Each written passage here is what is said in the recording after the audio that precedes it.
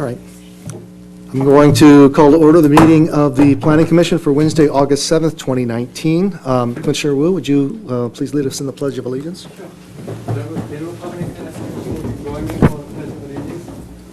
I pledge allegiance to the flag of the United States of America and to the republic for which it stands, one nation, under God, indivisible, with liberty and justice for all.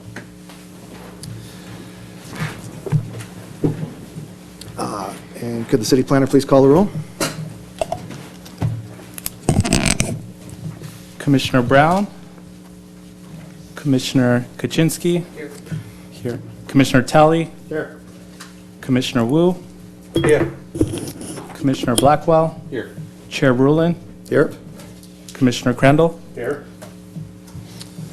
Thank you. All right, next item is 4A, Design Review Subcommittee Meeting Schedule. Staff has provided us a schedule for the rotating member of the Design Review Subcommittee. Is there any discussion about it or a motion? I'd like to say something. I do support this revised schedule, but I think it's time for us, if last year we supported, I think it's a good experiment initiated by then Chairman Crandall. If we think it's a good idea and we want to make it permanent, then it's a good timing to make a recommendation to the City Council, because the City Clerk is preparing a municipal code revision. The current format is not consistent with the municipal code. So if we want to keep it permanent, I suggest that the Commission make a recommendation to the City Council to change that. How is the rotating membership not compliant with the municipal code? The code says 3 regular members plus 1 alternate member. I think we can take some leeway, but if we continue to do it, it becomes permanent. I think it's prudent to incorporate into the municipal code revision. There's no time constraint on what a regular member is, though. So a regular member could be somebody that's appointed for 1 meeting, for 2 meetings, for 12 meetings, or 16 meetings. Yeah, so I'm going to have our Assistant City Attorney chime in. Mr. Chair, Commissioners, this process is not inconsistent with the code. It's certainly not expressly called out in the code, but it's not inconsistent exactly as articulated. So the Commission certainly could recommend having the code expressly state this process, but the code as currently drafted does give the Commission and the Council some flexibility to approach things however they'd like. Okay. Thank you. Okay, I'll go ahead and make a motion to approve the proposed schedule by staff for the Design Review Subcommittee alternates and rotating members. I'll second that. Motion by motion by Crandall, second by Talley. All in favor? Aye. Any opposed? Passes unanimously. Next item on our agenda is 4B, City of San Clemente Draft Sea Level Rise Vulnerability Assessment Presentation. Thank you. And our job tonight is this is a receive and file item, and this is going to open the public comment period for this item. So, thank you. And we do have an errata for this item. It's here on the dais for everyone to look at. Gabriel, you want to start us off? Yeah. Thank you, Chair, members of the Planning Commission. Tonight we are going to present on the draft sea level rise vulnerability assessment. Before I do that, I do want to introduce the team that will be presenting today, and that will be Leslia Meyerhoff, who is our local coastal program manager, and also Aaron Holloway from Moffitt and Nickel. They'll both be giving the presentation today. Before they do that, I did want to make the note about the errata sheet. There is a reference in the draft study regarding the Capistrano Shores Mobile Home Park, and that it's a public access point. It actually is not a public access point, it's a private access point. So we'd like to make that correction in the study. And so I'd like to give the floor to Leslia for this presentation. Okay. Good evening, Mr. Chairman and Planning Commissioners. Most California cities are currently working on their local coastal program updates, and a key component of those updates are sea level rise studies. Your local coastal program, or your LCP, consists of a land use plan and an implementation plan, as well as a sea level rise report and a future coastal resiliency or adaptation plan. The land use plan was recently comprehensively updated and certified by the Coastal Commission in February of 2018.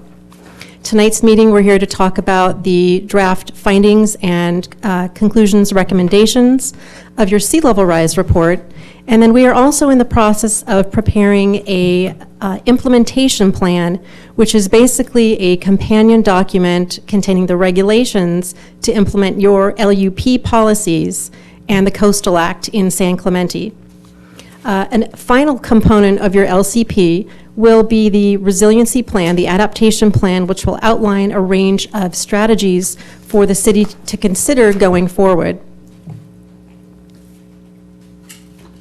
To date, the city has received $300,000 from the Coastal Commission in 3 separate grant awards, beginning in 2014.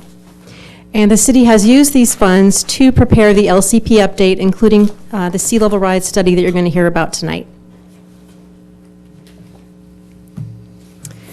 The primary goal of preparing a sea level rise document is to begin the process and to start the conversation of looking at how to address sea level rise between now and the year 2100, and to begin to identify the risks and hazards that are faced by the city over the long term. We're also beginning to look at the wide range of opportunities that are available to cities to address sea level rise, to improve resiliency, and to conduct monitoring of sea level rise, both in the near term and the long term. An important thing you'll hear about tonight from the next speaker is that there are probabilities now that are associated with the various sea level rise scenarios. And that's a real step forward in terms of the science getting better and improving. And there'll also be a useful planning tool for the city going forward as the city begins to think of the ways it can address sea level rise and improve coastal resiliency. So as the science and projections are getting better, they're continuing to evolve. It's important to keep in mind that the report that is before you tonight is the first step in the process. It's not the last step. It is intended to be a starting point for the city, and this report will need to be modified and updated at some point in the future, 5 to 10 years out, or when the next best available science becomes available. And with that, I'm going to turn the presentation to Aaron Holloway with Moffitt & Nichol. He's the coastal engineer and the primary author of the report.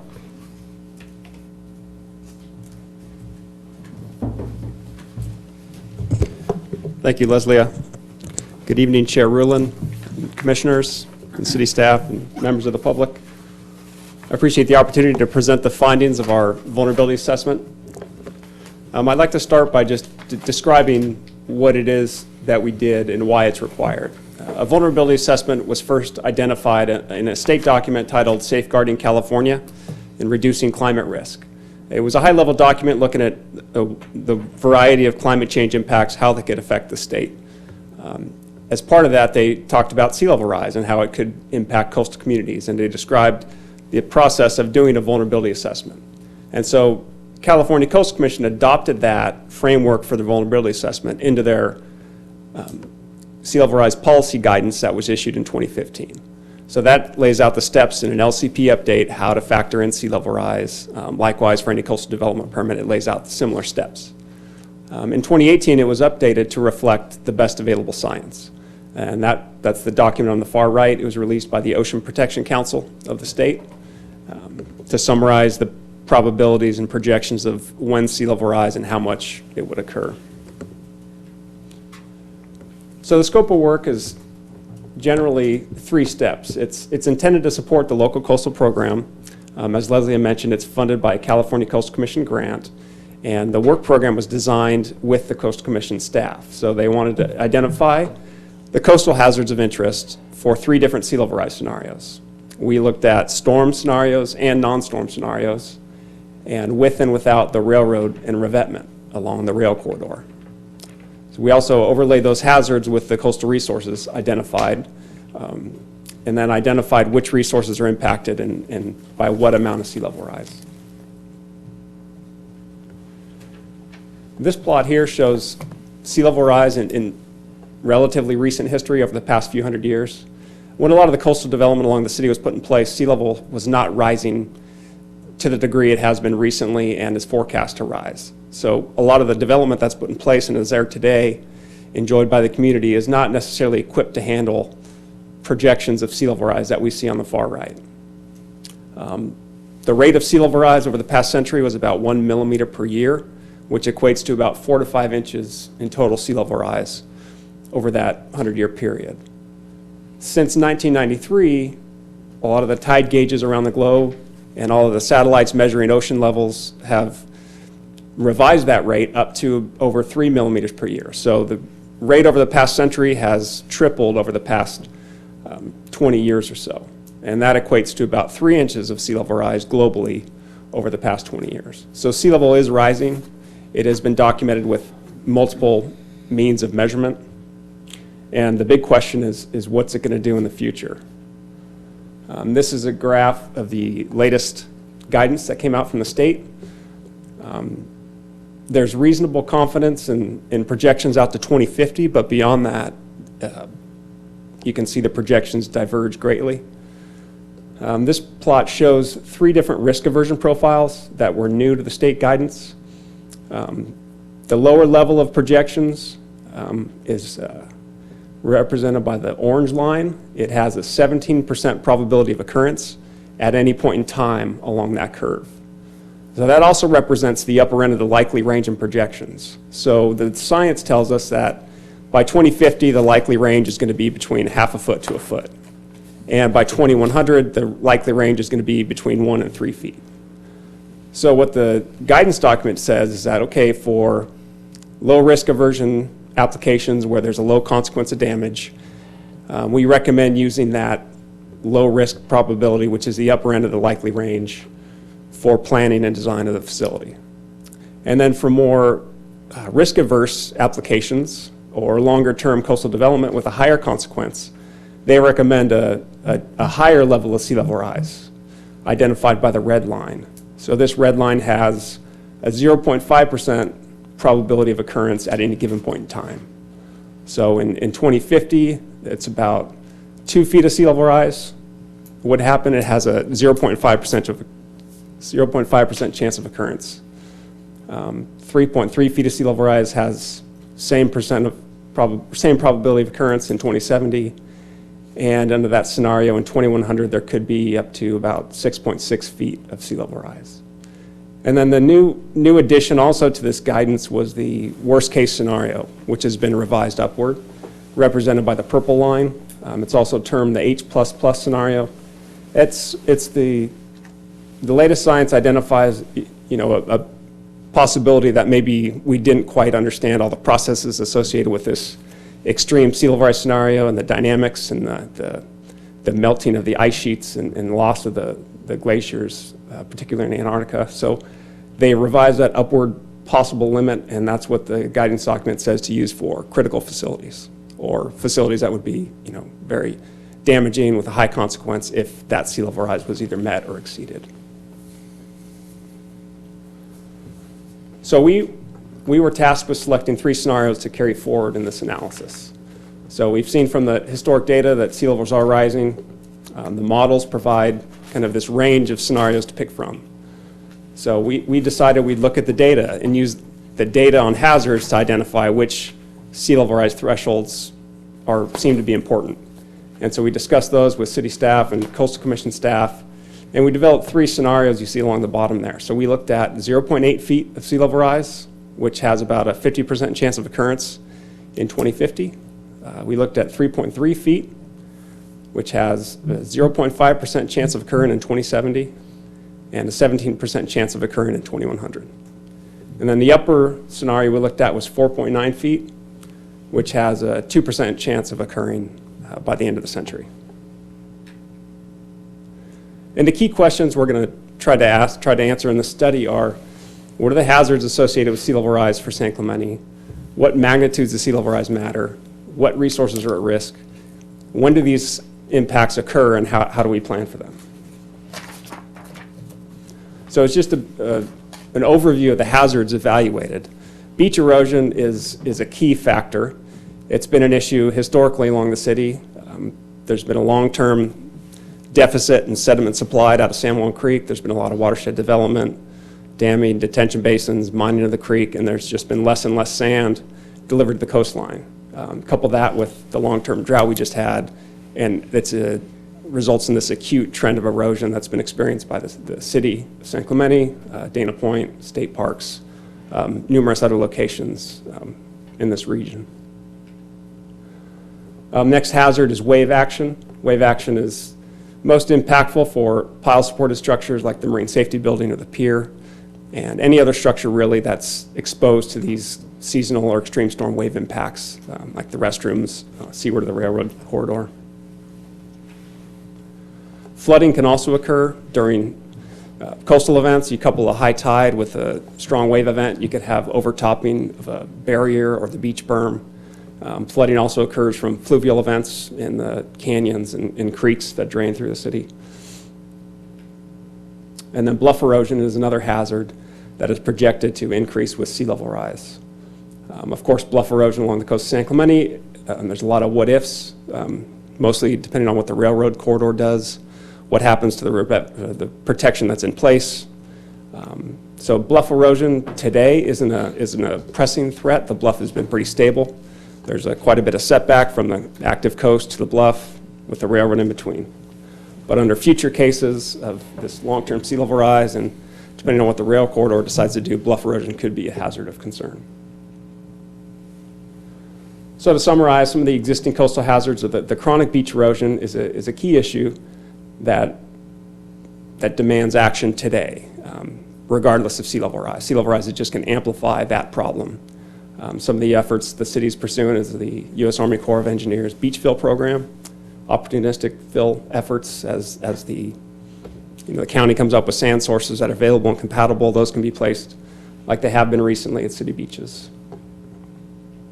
Some of the historic hazards affecting the pile-supported structures like the pier or the El Nino storms in 1983 and 88, as well as more frequent storms affecting the Marine Safety Building. The primary source of data we use to identify what our coastal hazards going to look like with each increment of sea level rise came from the United States Geological Survey. They published a data, they call it the Coastal Storm Modeling System. They did a regional study, county by county, throughout Southern California, and it's intended for use on these types of planning efforts. They provide coastal flood hazards. They also modeled shoreline erosion and bluff erosion for a wide variety of sea level rise scenarios. Because shoreline erosion is a problem today and is a very sensitive hazard to a lot of the resources to the city, that's one of the primary hazards we looked at for this study. The data available to us gives you an option to evaluate with a hold the line scenario, which basically limits any erosion to the line of development, which is basically the railroad corridor, or you can say no hold the line, and it shows projections as if that railroad corridor was removed. And because of the work program we just discussed and developed with the Coastal Commission, they wanted to see impacts with and without the railroad, so a lot of the maps you'll see show the impacts without that railroad in place, if the shoreline was allowed to respond to sea level rise naturally without the railroad protection in place. So what magnitudes matter? Well, given that erosion is an issue today, any amount of sea level rise is really going to exacerbate that problem and impact facilities seaward of the revetment and the railroad. At 2 to 3 feet of sea level rise, the beach loss coupled with that rise in sea level is really going to put a lot of pressure on that railroad. The revetment that's in place today, the places that are unprotected are really going to experience regular erosion, regular flooding, and it could be a a point or a threshold that requires some action on behalf of the railroad. And then the more extreme case of 5 feet of sea level rise discusses kind of that more extreme landward shift in the coastal, the shoreline, coastal processes to where bluff top development and some of that bluff erosion hazard potential comes into play. This is a map of the existing resources that were evaluated in the study. They include the public beach areas throughout the city, the coastal access points, the transportation assets, largely the low sand rail corridor, the multiple structures, restrooms, marine safety building, the pier, seaward of the railroad corridor, historic resources like the old Hanson Beach Club, Casa Romantica, and then natural resources, the coastal canyons, surf grass, grunion, some of the intertidal, subtidal habitat that exists along the coast. This is the first map. It's an illustration of the shoreline erosion projections. This is the North Reach. The top map is the 0.8 foot sea level rise scenario. The middle map is the 3.3 foot sea level rise scenario. And then the bottom is the 4.9 foot sea level rise scenario. So the yellow line is indicative of a non-storm condition where the daily shoreline is projected to be with that amount of sea level rise. And on the right, the probabilities are mentioned again. So the top scenario has a 50% chance of occurring by 2050, and that would result in a loss of dry beach area in North Beach and possibly seasonal impacts and undermining of the restroom facility and amenities at the back of the beach. Elsewhere, there would be little or no beach remaining along that railroad corridor. And then for the 3.3 foot sea level rise scenario, you can see most of that daily shoreline is back up or beyond the railroad corridor, indicating that this reach would have little or no beach under that threshold, and the railroad likely experience regular flooding and erosion impacts. And then the 4.9 foot sea level rise scenario assumes that the railroad is not there and no adaptation measures are in place, and you see the resulting shoreline is back up against the bluffs, and then that would bring bluff erosion into play. And again, this 4.9 foot scenario shown here is shows the bluff hazards and the bluff erosion data. The dashed lines, you can see the white dashed line is the present day bluff top. The red line that's dashed is the 2100 bluff top position with 5 feet of sea level rise. So it largely affects the first row of development, mostly residential development along this stretch of the coast, as well as the Casa Romantica parcel on the right side of the figure.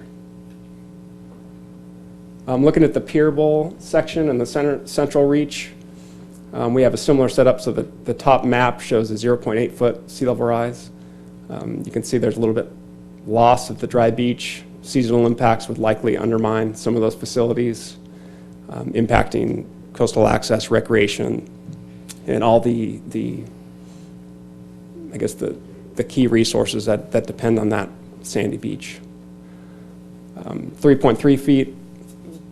The daily shoreline is back up against that railroad revetment, or back up against the railroad, and this portion of the revetment is not lined. This is the segment where the Corps of Engineers program would place sand along this stretch to protect that segment of the railroad. And then the 4.9 foot scenario, you can see this daily shoreline is beyond that rail corridor with seasonal erosion impacting the bluff face. And that bluff erosion would impact some of the mixed-use development adjacent to the pier, and then as well as the residential development, the T Street pedestrian access bridge, and some of those key facilities.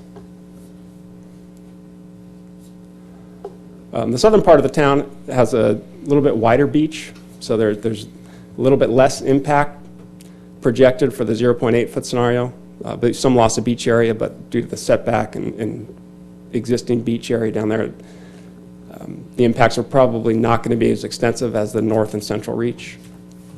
But with 3.3 feet of sea level rise, again, we see that dramatic shift where that daily shoreline would be back up against the rail corridor. And with 4.9 feet of sea level rise, it would be at or landward of that rail corridor with bluff erosion, a possibility if that railroad is relocated.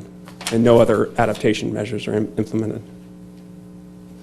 And this is the far south segment that we looked at, and similarly, there's some beach loss for the 0.8-foot scenario where seasonal erosion could extend back up to that railroad in portions of it, whereas the 3.3-foot scenario has the daily shoreline back up against the revetment with likely frequent erosion issues and overtopping.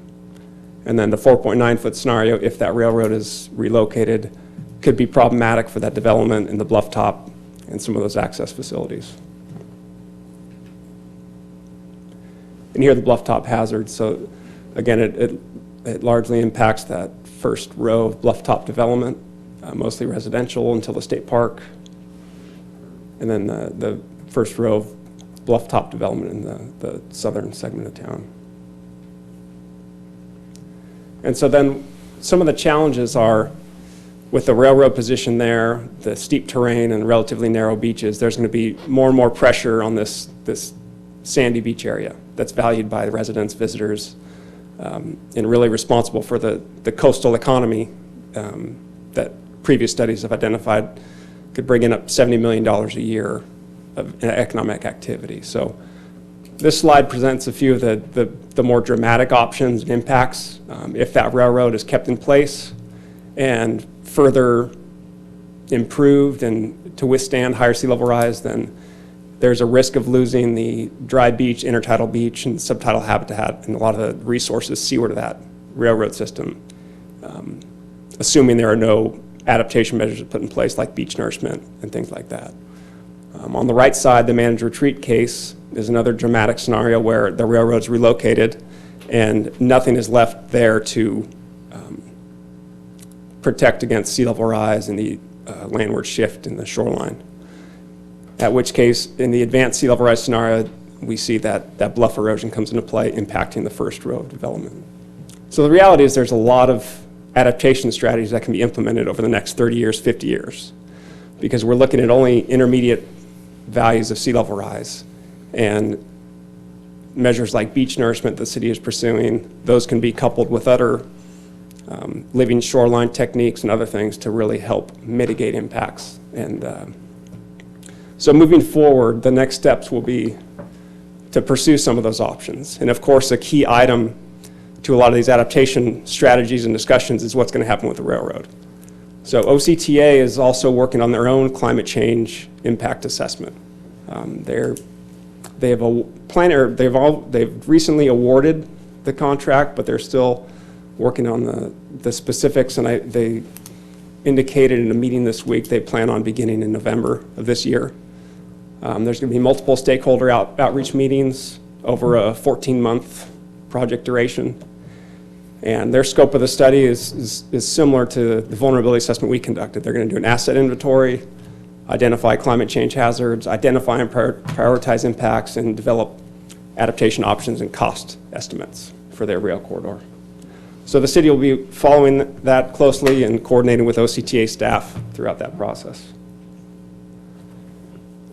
So the city plans on several things to address these concerns and monitor impacts. So the sea level rise science is going to be updated every 5 years with new projections about the timing, the risk, and the probabilities.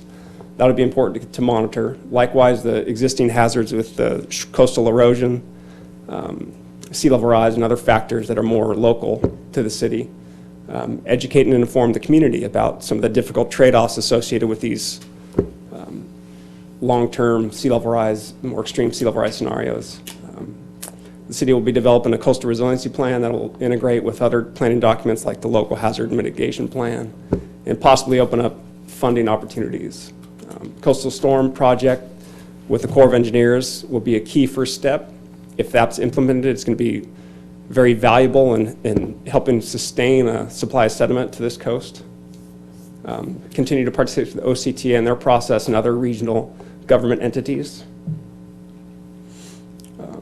On a smaller scale, the city can take this information into account when looking at some of the capital improvement planning and deciding, at what point do you continue to maintain or do you replace or relocate some of these facilities like the restrooms and marine safety building that are more exposed to these coastal hazards today and into the future. The city's not the only stakeholder working on these challenges. The state parks is dealing with these issues at Doheny and San Onofre, the multiple homeowners communities, the city of Dana Point. A lot of these stakeholders have similar challenges and interests. So there's an opportunity to team together and help kind of tackle these on a regional basis. Some of the next steps would be to do a little bit more economic analysis, understand the fiscal impacts of some of these scenarios, and then the cost benefits of what some of these adaptation strategies could look like, and as well as what funding options are available for those strategies. And so I'm going to turn it back over to Leslie to conclude.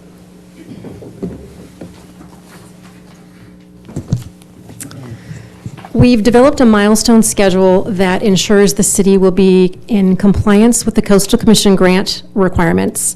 And to recap, we have been working on this study for approximately 2 years, just short of 2 years. We had our first public meeting with the Coastal Advisory Commission or Committee in November of 2017. And then, as you know, we released the document for public review and comment on August 1st. With tonight's meeting before the Planning Commission, this is our second public meeting. We're also scheduled to have a third meeting tomorrow evening before the Coastal Advisory Committee. The public review and comment period will remain open on this draft document until September 23rd.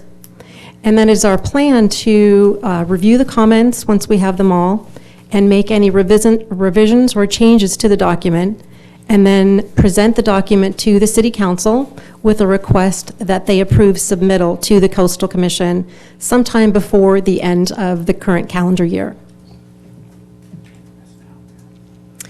So the sea level rise vulnerability assessment is available on the city's homepage.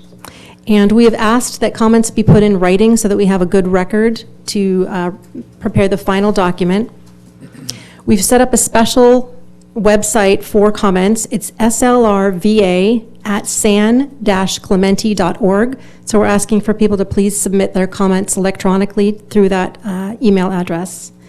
Another option, of course, is to either hand deliver or mail your comments directly to the city, to the Community Development Department. And that concludes the staff presentation for this evening. Be happy to answer any questions. Thank you.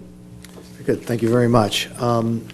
Does anyone on the Planning Commission have any questions for staff or the consultant? And I don't see any questions. We did get one public comment via email from the California Cultural Resource Preservation Alliance. Have you had a chance to read that letter from them? Okay. You may want to take a look at that. I was going to ask you if you had any response to that, but perhaps tomorrow night's public meeting, you might have a response, because they talked about cultural resource preservation, but it doesn't look like it's something we touched on here. So, I have one question. yes. And maybe you know the answer to this, and maybe you don't. I was reading the Orange County Register the other day, and they were talking about the new man-made reef that they're placing out here. And one of the things that was discussed was that there was a Native American grounds that were out there that they were having to make sure that they weren't disturbing, that they weren't underneath there. And that seemed like that was pretty far out, and I just didn't know how that played into the sea level rise historical projections, because that's quite a bit offshore for that to have been, open. So maybe you know something about it, maybe you don't. I just figured you're probably the smartest guy that might be able to shed some light on that. Yeah, I read the same article and noticed that they had to do a little bit extra investigation for Native American possible artifacts, I guess, in that region. I don't know much more about the specifics, but yeah, given its location offshore, it would have been quite a while ago that sea level was low enough to where there was active kind of living spaces. But I'm not sure what really the interest was on behalf of the Native American resource protection. Thinking about that's deep water. Yeah. Deeper. Yeah. So. Okay. Zen, did you I have a question for Aaron. I see quite a few combination of number of projected sea rise and the years. Seems to me and to many people, they seem to be like a scatter shot. And different combination. And I think maybe you can have a exhibit showing it more straightforwardly. For example, 0.8 feet by 2050, you said it's a 50% chance. That would be the median of your projection, right? And then what is the range? Like what's the deviation from that? So it's almost like you have a rope, you make it loose. So it's a strand and then scattered and then dispersed from that base point, right? So the lower curve would be a standard deviation below, upper curve would be a standard deviation over, or then depending on the level of importance of the consideration. You may say we want to use one standard deviation or two standard deviation. So if you have also when you say low emission, high emission, can you identify the specific scenario like the RCP, the representative concentration pathway you're using for low emission or high emission? Let's see, I'm trying to look at the guidance. I know the high emissions assumes the RCP 8.5. The Okay. low emission scenario is RCP 2.6. Okay. So my understanding is the low emission scenario, the RCP 2.6, would be somewhat in alignment with the Paris Climate Accord if those goals and objectives were met. Okay. But all the latest indications are that we're still on that high emissions trajectory, Okay. tracking along that RCP 8.5. So in all our dealings with Coastal Commission, they mostly suggest relying on high emissions for now. So if we look at this exhibit, the higher green line represents, that's not a median, is it? The green lines represent the low emissions for each of those risk aversion categories.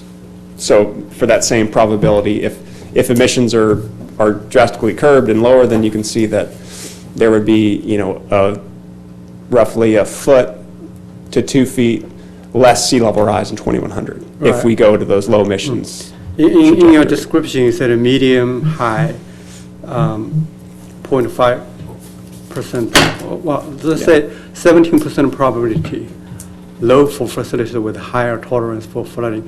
Does that correspond to your low green line?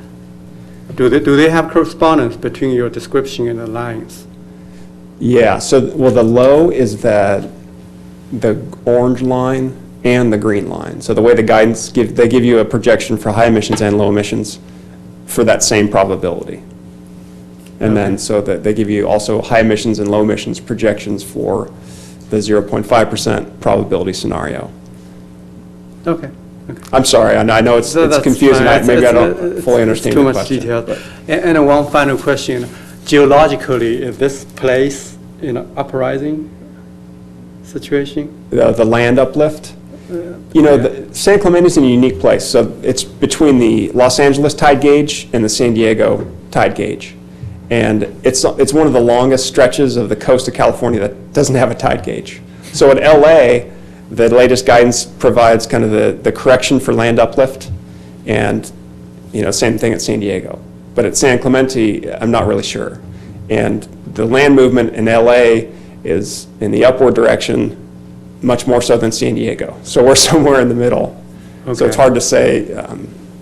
But is that anywhere near the amount of sea level rise? No, it's largely insignificant. Okay.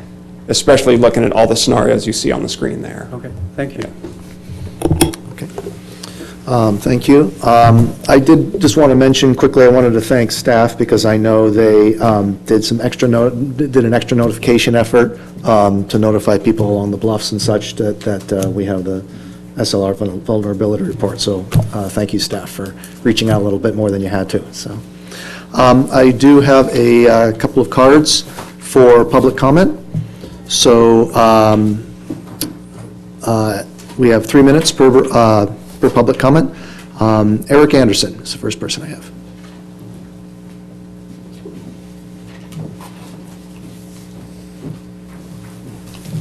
Good evening, Commissioners. My name is Eric Anderson. I represent the Capistrano Shores community, and want to just first take the opportunity to thank you for being able to come and comment here tonight. Also want to thank staff for the correction regarding the private road label in the document. And then I have a quick comment related to figure 33, which can be found on page 79. And as I'm sure you may recall, the Capistrano Shores has been designated as an area of deferred certification in the LCP presently. And we understand the city has not included it in the study. Capistrano Shores is only listed in Appendix A as existing private access point, as existed in the 1996 LUP. However, the addition of the yellow path on that appendix is new, and the previous figure 2-7 in the 1996 LUP did not include this overlay, and the accompanying description correctly identified the road as private drive.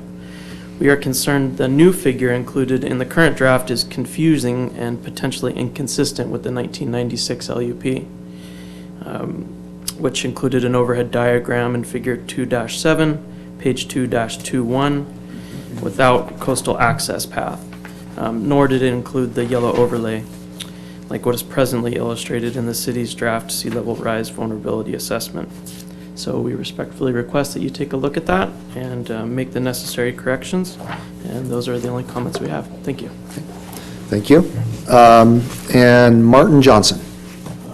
They answered my question. I don't. Okay, very good. Those are the only two cards I have. Is there anybody else who'd like to speak to this issue?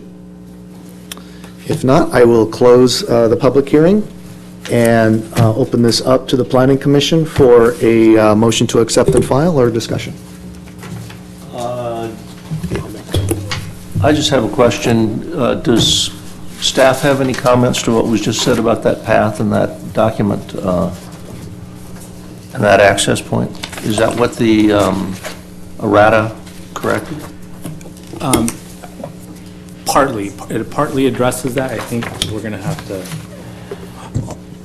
allow Leslie to respond. Just to be clear, the errata clarifies that this is a private access point, not a public access point. That was an error. However, the graphic that is in the sea level rise study, figure 33, is copied from the certified LUP. So it's in the current LUP, even though the LUP itself does not apply to Capistrano Shores. Does that answer your That makes sense. Well, that's my question. Is that what we want to be representing? I mean, should we have that yellow line on there or not? We can certainly take a look at that. Be happy to do that. Okay. I think staff's got the message on that one. Jason, did you have? I just want to commend staff and our consultant for working on this. The science, as I think you adequately described, is all over the place, and you're trying to gauge best case scenario, worst case scenario, and then throw in all of the unknowns. One of the things that struck me when I was reading this is that this may be maybe partially a blueprint for how we could deal with a tsunami or something along those lines, because the earthquake several weeks ago kind of made me think about that. And I don't know if we've ever done a risk assessment from a tsunami standpoint, and I don't know if part of this could be retooled or if it's even beneficial to look at that. But it was something that kind of came up as I was reviewing this. So again, nice work and very something that we need to worry about. All right. Are there any other comments or motion?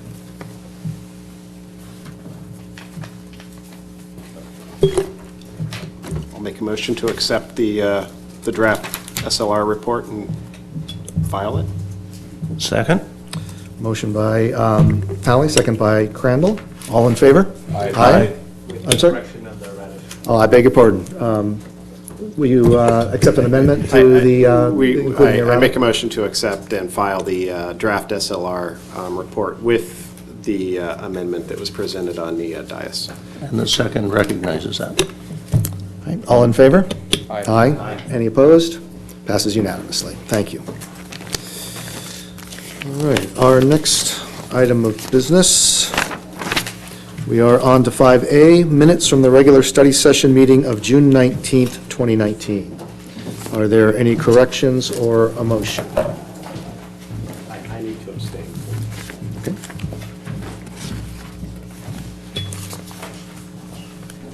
Seeing no corrections, I move that we approve the June 19th, 2019 minutes of the regular Planning Commission meeting.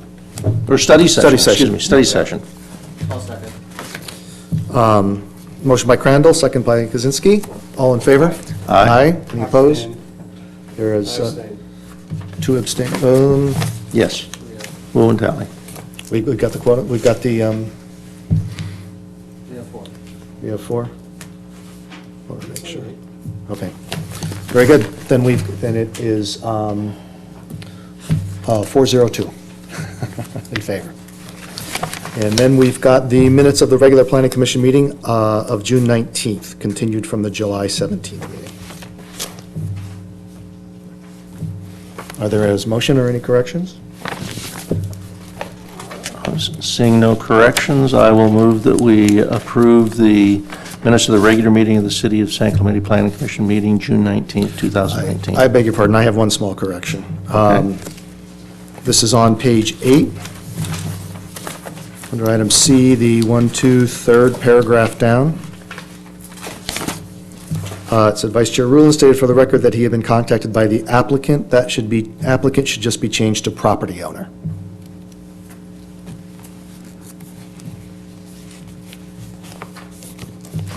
Okay. So, I will correct my motion to accept the revision by Chair Rulon. motion by Crandall, second by Michael. All in favor? Aye. Abstain. Passes 402. And we have the minutes of the adjourned regular Planning Commission meeting of July 17th, 2019. Motion or changes?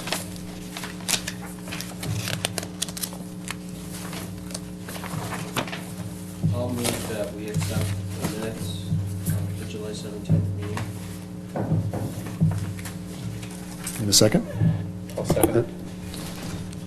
Motion by Kozinski, second by Blackwell. All in favor? Aye. Aye. Any opposed or abstentions? Abstain. 402 again. All right. Our next item is oral and written communications. Members of the public may address the commission on matters of public interest which pertain to the city and are not otherwise on the agenda. If you wish to speak, please step forward to the microphone, state your name and city of residence, and make your presentations. Please limit your presentations to 3 minutes. Is there anyone who would like to comment on anything that is not on the agenda? Seeing no one, we will move to the consent calendar, of which we have none, which moves us to public hearings, item H8A.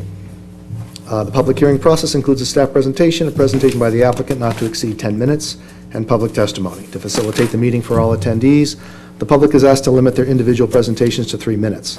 Following closure of the public hearing, the Planning Commission will respond to questions raised during the hearing, discuss the issues, and act upon the matter by motion. Item 8A is 901 Avenida Pico, discretionary sign permit, Circle K master sign amendment. And we have Planner Crockett giving us a presentation today. Yes, good evening, Chairman and Planning Commissioners. The project before you this evening is a request to amend the master sign program for an existing Circle K service station. It is located at 901 Avenida Pico, near the corner of Avenida Pico and Camino Veracruz, within the Plaza Pacifica Shopping Center. In 1999, signage was approved for the new service station, totaling 205 square feet, including 5 wall signs, 2 canopy signs, and 2 monument signs. The modifications proposed in this master sign program include refacing the 2 monument signs, changing out 1 wall sign and removing the other wall signage, refacing gas dispenser signs, and new and modified car wash directional signs. The resulting total sign area is 188 square feet, a 17 square foot reduction in the amount of signage previously approved. This slight reduction comes primarily from the removal of a significant amount of wall signage, and then the increase in the pump dispenser signs. So it's just a 17 square foot difference. The sign program was reviewed by the Design Review Subcommittee, and the applicant has incorporated most of the recommended modifications, which are summarized in Table 2 of the staff report. The site was originally approved with 5 wall signs, but one is, all but one is removed from the master sign program. On the screen, you see a previously approved sign, the existing unpermitted sign in the middle, and the proposed sign in the master sign program. The applicant originally proposed a cabinet sign, like the unpermitted sign in the middle, but did modify it in response to staff recommendations. The proposal does not modify the monument signs in any way other than to change the copy. The DRSC recommended that the LED price signs be white instead of red. The applicant has requested to keep the red, citing that the red is more readable at lower illumination levels than white. And the brightness of the LED illumination was a topic of prior Planning Commission discussions. Another component of freestanding signs is landscaping, and the DRSC comments were noted regarding that. On attachment 3, the last page, it's just some site photos if you wanted to reference it. You can see the landscape at the base of the monuments. There is landscaping. It does look like there may be some Cape honeysuckle missing. At any rate, staff has included condition 5.11, which requires that the landscaping at the base of the signs be substantially in conformance with the approved landscape plan, which staff has reviewed. The dispenser signs are existing, but they were never considered through the master sign program process. For this MSP, they have been included in the total sign area, and their staff had recommended that these be reduced, but the applicant has requested to maintain them because they are kind of industry standard pumps. There's no specific regulation that would preclude them from being approved, so staff feels that the findings can still be made for the DSP with these pump signs as they are. For the directional signs, while not included in the overall sign area, staff had recommended, and the DRSC also concurred, that the amount of directional signage be reduced, and the applicant did comply with that considerably. They removed quite a bit of directional signage and also modified several things, including just reducing like the amount of red on all the signs so that it would be more consistent with the architecture and just not stand out quite so much, kind of reducing visual clutter and that type of thing. So in conclusion, the proposed master sign program does reduce the amount of sign area from the previously approved master sign program. The applicant has reduced and modified signage in response to staff and DRSC recommendations, and the design, scale, and materials of the master sign program are consistent with the intent of the general plan, design guidelines, and zoning ordinance, as well as with the Plaza Pacifica Center in general. Therefore, staff recommends the Planning Commission approve the application for DSP 18254 to amend the master sign program for Circle K at 901 Avenida Pico as presented. I'm available to answer any questions. As well, the representative for the applicant, Domingo, is also here. Thank you. Bart, did you have a question? On previous gas stations we've done, we revisit this LED color every time we get one in front of us. And I think we've gone white on all the others, and if it keeps coming back to us, I'm wondering if we need to make a policy or direction for design review and staff that is the standard that we usually look for. We got to go green, I believe, on diesel, Yes. but not necessarily a color on the conventional gases. So if that's true, that's great, and I don't know what policy you could help me on how we would make that a standard so we don't have to revisit it every single time we get a gas station. Yeah, short of incorporating it into design guidelines or the municipal code itself, staff does maintain a list of sort of uncodified policies that we do refer to. And specifically in this case, if it is the Planning Commission's desire that it be white, that's something that could be added as a condition of approval because it doesn't affect really anything but just the color. The only thing I would add to that is red is much easier on the eyes than white. And I mean, I At don't have a night. preference one way or the other. Yeah, no, I Let's be mean, consistent. the comments about the lumens, I mean, we don't use white lights in a cockpit because it destroys your night vision.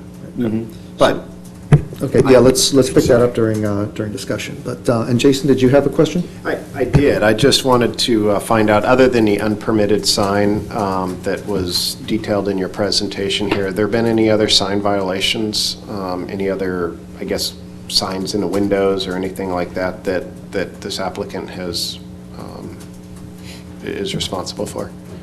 Yes, there's actually not an active code compliance case for this station. The reason being, once code compliance became aware of it, they were already in this process. So they felt that, they were working to resolve the issue. There are conditions of approval related to the removal of those unpermitted signs. They include a couple of banners, one on the canopy, one on the side of the building, as well as some of the signage that's been installed that they'll be removing because it's not consistent with the master sign program if this is approved. Window signage, you mentioned, they do have some of that. And so the planner, will conduct a final at the time of, once they have all the signs installed, and they wouldn't receive their final sign off if that signage is not removed. Good pun. Thank you. Okay, Michael? Yes, thank you. So Katie, so I appreciate the condition that you've added, 5.11, that addresses the landscape around the monuments, but could you explain why you're just focusing just on the monument areas and not the entire landscape plan? Proportionality, I think, would be the simple answer to that, because this is a master sign program amendment, and the actual changes proposed are quite minor. The reason it's here before you today is because the municipal code requires that for service stations, any modifications go through the master sign program process again. So because that particular landscape area is tied specifically to signage, staff felt that it was proportional to address those areas. If anyone, a commissioner or a member of the public or staff, does have concerns on a more macro scale, it's something that code compliance can take up. Staff just didn't feel it was appropriate to tie it to this particular approval. I see. Okay, thank you. Okay. Zen, did you have a question? Yes, Katie, first, can you confirm that the applicant had the encroachment permit for one of the monument? I did not specifically look up that record. I did note it during the DMT review process, and engineering did not come back with a concern regarding that. I can certainly follow up and ensure if they don't have that, that they receive that approval from engineering. Okay. Thank you. Another question is about the dispenser sign. Can you go back to that page? Yes. The existing one, dispenser, there are two column, or actually panels, which supports the canopy. Then the dispenser is sandwiched in between these two panels. Now the proposed design, the apron signage covers the whole thing, including dispenser and the supporting side panel. Where does it end? Because the panel comes around to the side. Do you have a side elevation? No, I don't. Are we also going to paint the bottom of the panel on the side elevation? So you mean on the proposed one, the bottom where it's blue to the edge? Does it come around the corner? And I believe it does. I don't have that detail. So that area would not have been included in the overall sign area, okay, the blue. thank you. Mhm. Michael? I'm sorry, one more quick question. Thank you. Were these improvements already done? So some of them were.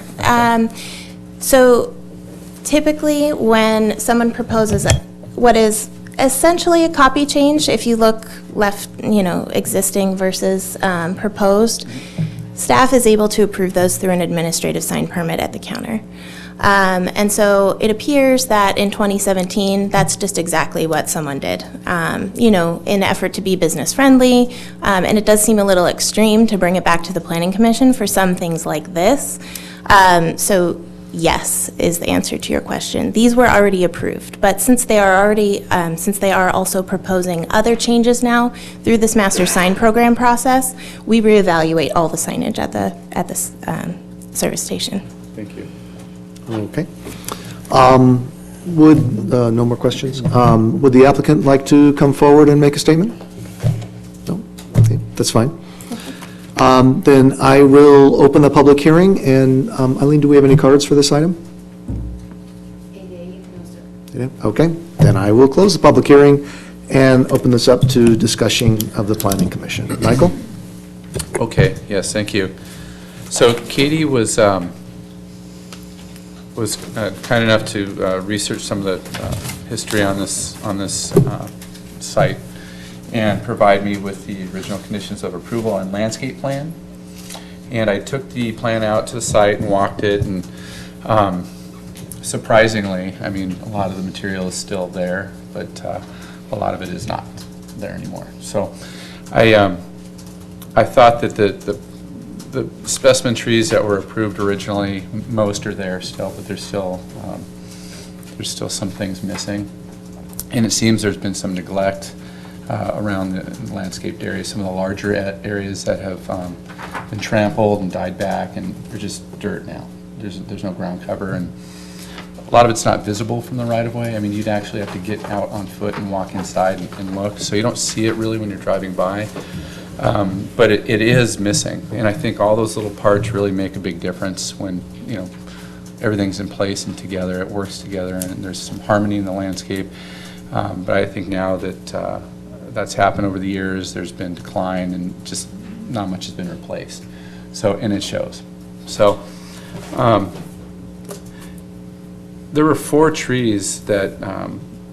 primary trees that seem to be missing, and I would encourage you all to think about that condition 511, the way staff has written and how it was explained, that more of a code, we have our police powers to go out and fix things, but code compliance is also holding back on any action on the illegal signage in the window. So it seems a good time now to address it. I mean, there was a promise that was made back in the 90s when this project was approved, and that promise wasn't entirely kept. So, we have an opportunity now to bring the property back into conformance, and I don't think it'd be anything really major. It's not really a big ask. It's a lot of ground material and a few trees really, and that's about it. And that can make a big difference. It's just, being a good neighbor, we want to, and it's a gas station, so it's already difficult to keep it clean, keep it looking tidy, with the fuel spills and trash and this and that. To let the landscape die, it's a death by 1,000 cuts. Just over time, another 10 years, it'll really show. So this is a good time to step in and ask the applicant if they'd be willing to go on out there and fix it. So I'd like to see that happen. Go ahead, Jason. So this is maybe a question, as I read some of these conditions of approval, when you put landscaping in, you have a condition of approval to place the landscaping per the site plan. Is there a obligation that's assumed that they need to maintain that landscaping pursuant to that? Because our conditions that I've read before don't say, maintain this landscaping and rehabilitate this if, a tree dies or something like that. I'm curious what the legal standard is for that. Yeah, the obligation would be both to plant and maintain the landscaping, certainly. So we don't have to specifically state. No, and as was noted, this is really a code compliance matter. There is the issue that arises from the Dolan Supreme Court case of proportionality. We are dealing with kind of a minor sign issue, but it is a code compliance issue at this point with those trees that were part of a previous approval. But we could certainly make a condition of our approval that all outstanding code compliance Absolutely. actions. And Sure. if a code compliance action was initiated on that shortly, then that would be a condition that would Sure. have to be met. Okay. Jason took the wind out of my sails. All right, Zen? Yeah, my only comment is about the signage on the apron. Without seeing the elevation, side elevation, I assume the paint at the bottom will come around and paint the whole bottom. I actually feel that, Gabriel, can you go back to that page? I actually feel that, yeah, the existing one looks cleaner, and the proposed one is, it's much bigger. The synergy sign is much bigger. Not only is it wider, but also wrap around the whole thing. And you have to paint the bottom portion of dispenser as well as the supporting panel. In fact, so there will be some seam between them. I'm not sure this is the way I like it to be. Bart? Yeah, Jen, help me out here, and you too, Jim. When we've approved some other gas stations with a canopy, and around the fascia, they wanted to put corporate colors, did we say they couldn't do that because that was considered signage? Which is kind of exactly what Zen's saying here, I think. Well, And I'm thinking particularly the Arco down on Coast Highway and, I think, Michelle, we didn't. the Shell, we had a logo. The Arco was a special case because the corporate color actually matched our historic color. So we didn't have Okay. to count it, and that was a gateway. but then on other ones, we've said the corporate color is an issue, we need to be careful about it. And I think there's some validity what Jen's saying here, that, Well, I you think know, Except I that mean, this- all of a sudden, do we include the ends in the signage square footage? right, in general, But it when is. when the color becomes a part of the signage design, or they use the same design, it would be perceived to be part of your signage. So let me ask staff, my understanding is this is counted towards the square footage to their total square footage for their signage, and they're coming in under the maximum, correct? Staff did include what you see here. So both sides of that bottom, the apron, as well as the copy on the valance. What Commissioner Wu is referring to on the sides with that, it is likely blue. That's a good observation.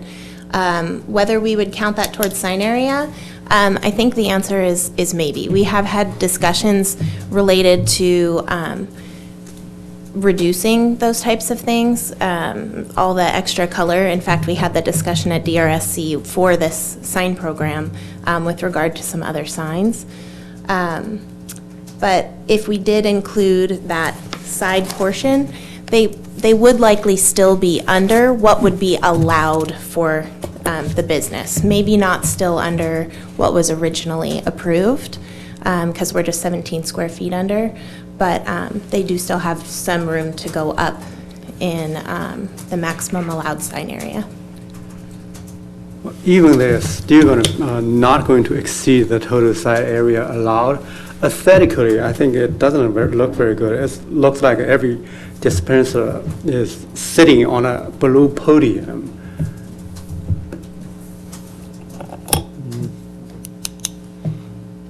We need to be a little bit careful if we're talking about the aesthetics of their signage, I think. We may run into First Amendment issues. No? If we're just talking about the aesthetics, the general aesthetics, you're going to be okay. As Okay. soon as we start getting into sign copy and what they can and can't Oh, put the on sign their copy. signs Okay, for very copy, good. then we're in trouble. Thanks for the guidance. Okay. Well, I wanted to bring up the LEDs. I would be more comfortable with the white ones. That's what we have done consistently. I know the applicant is claiming that you can have them at a lower illumination and they're visible, but I would need to see, the engineering on that. That would, it's possible, but it would kind of surprise me. One of the issues with these LED signs is you get red, and then, of course, we have to have green for diesel. You start to get kind of a Christmassy look, 12 months of the year, rather than trying to keep it, a little more simpler, but of course, very clear and obvious. And we can always, the CDD has the ability to turn the brightness down to a level that's cast the sign as far as it needs to go comfortably without being overly bright. So that's actually part of our conditions of approval. So I would prefer to have a condition that makes it white. It would make us consistent around town. It would simplify things around town. We wouldn't have, another gas station with blue because that's their colors, another one with orange because that's their colors. As far as the night sight, I know what you're saying with the night sight, but with headlights and street lights and other signage, there's going to be no night vision available to anyone. So I think having red for that reason probably isn't going to help us. So anyway, that would be my preference, to have it as a condition and perhaps even add it as a general guideline, or a standard, I should say, a standard condition of approval in the future, just so we can be consistent with all of the applicants, and it's clear to them at the get-go. So, Jason, I'm sorry, did you have something? Yeah, no, I'm fine with the white, but I did have a question of the applicant, if that would be possible. Sure. Regarding the landscaping, instead of going through some of the machinations that I think are going to be required here, is the applicant agreeable to restoring the landscaping to the approved landscaping plan from the 90s? Yeah. So that's not a part where the work that we're gonna do. We're just gonna focus on the signs. Landscaping wise, that's not. Because if we can't get an agreement on that, I'm gonna make a motion to table this for a month or so until code compliance can go out there and deal with that, so. That's something that my boss can talk to the owner. Okay. So just to be clear, you're representing you're representative of the sign company and not really, Yes. not the owner, not Yes. the applicant? Okay, great. Okay, do you have more? Well, that's unfortunate. I mean, I think that when we have issues like this, we should have the property owners come out here so that they can address these. And, I'm okay putting, personally tabling this for, till September, and the property owner can come out here and address that, and then we don't have an issue of proportionality. Would having a condition of approval, that they have to be code compliant, including with the landscaping, before the permit is issued? I'd want to hear legal state, since there isn't an open code compliance case on that right now, that would be, that would be an issue and maybe illusory. That's what concerns me more than anything, is we say that, then a code compliance case is opened, and I'd rather continue it, and then the code compliance can do what code compliance needs to do, and then we can deal with it. Or what if we just modify that condition to just read like this? And maybe, Mel, if you could listen to this. If we modify the language to read, "The landscape shall be brought into conformance with the original landscape plans approved as part of SPP 99-100 and CUP 99-101, we're simply stating that we want we want those conditions to be met. We're not specifically stating that we want them to go out and put plants in. We're just saying you need to be compliant. That way it's memorialized here. It's already a given. We understand that. There's an entitlement granted, and that entitlement included that landscape plan. And it'll also help code compliance, an extra little push for code compliance to get out and do something about it if they're not willing to cooperate, because the applicant's not here. Property owner isn't here to have a discussion, but we could modify that condition. Yeah, it's certainly a creative way of getting at the problem.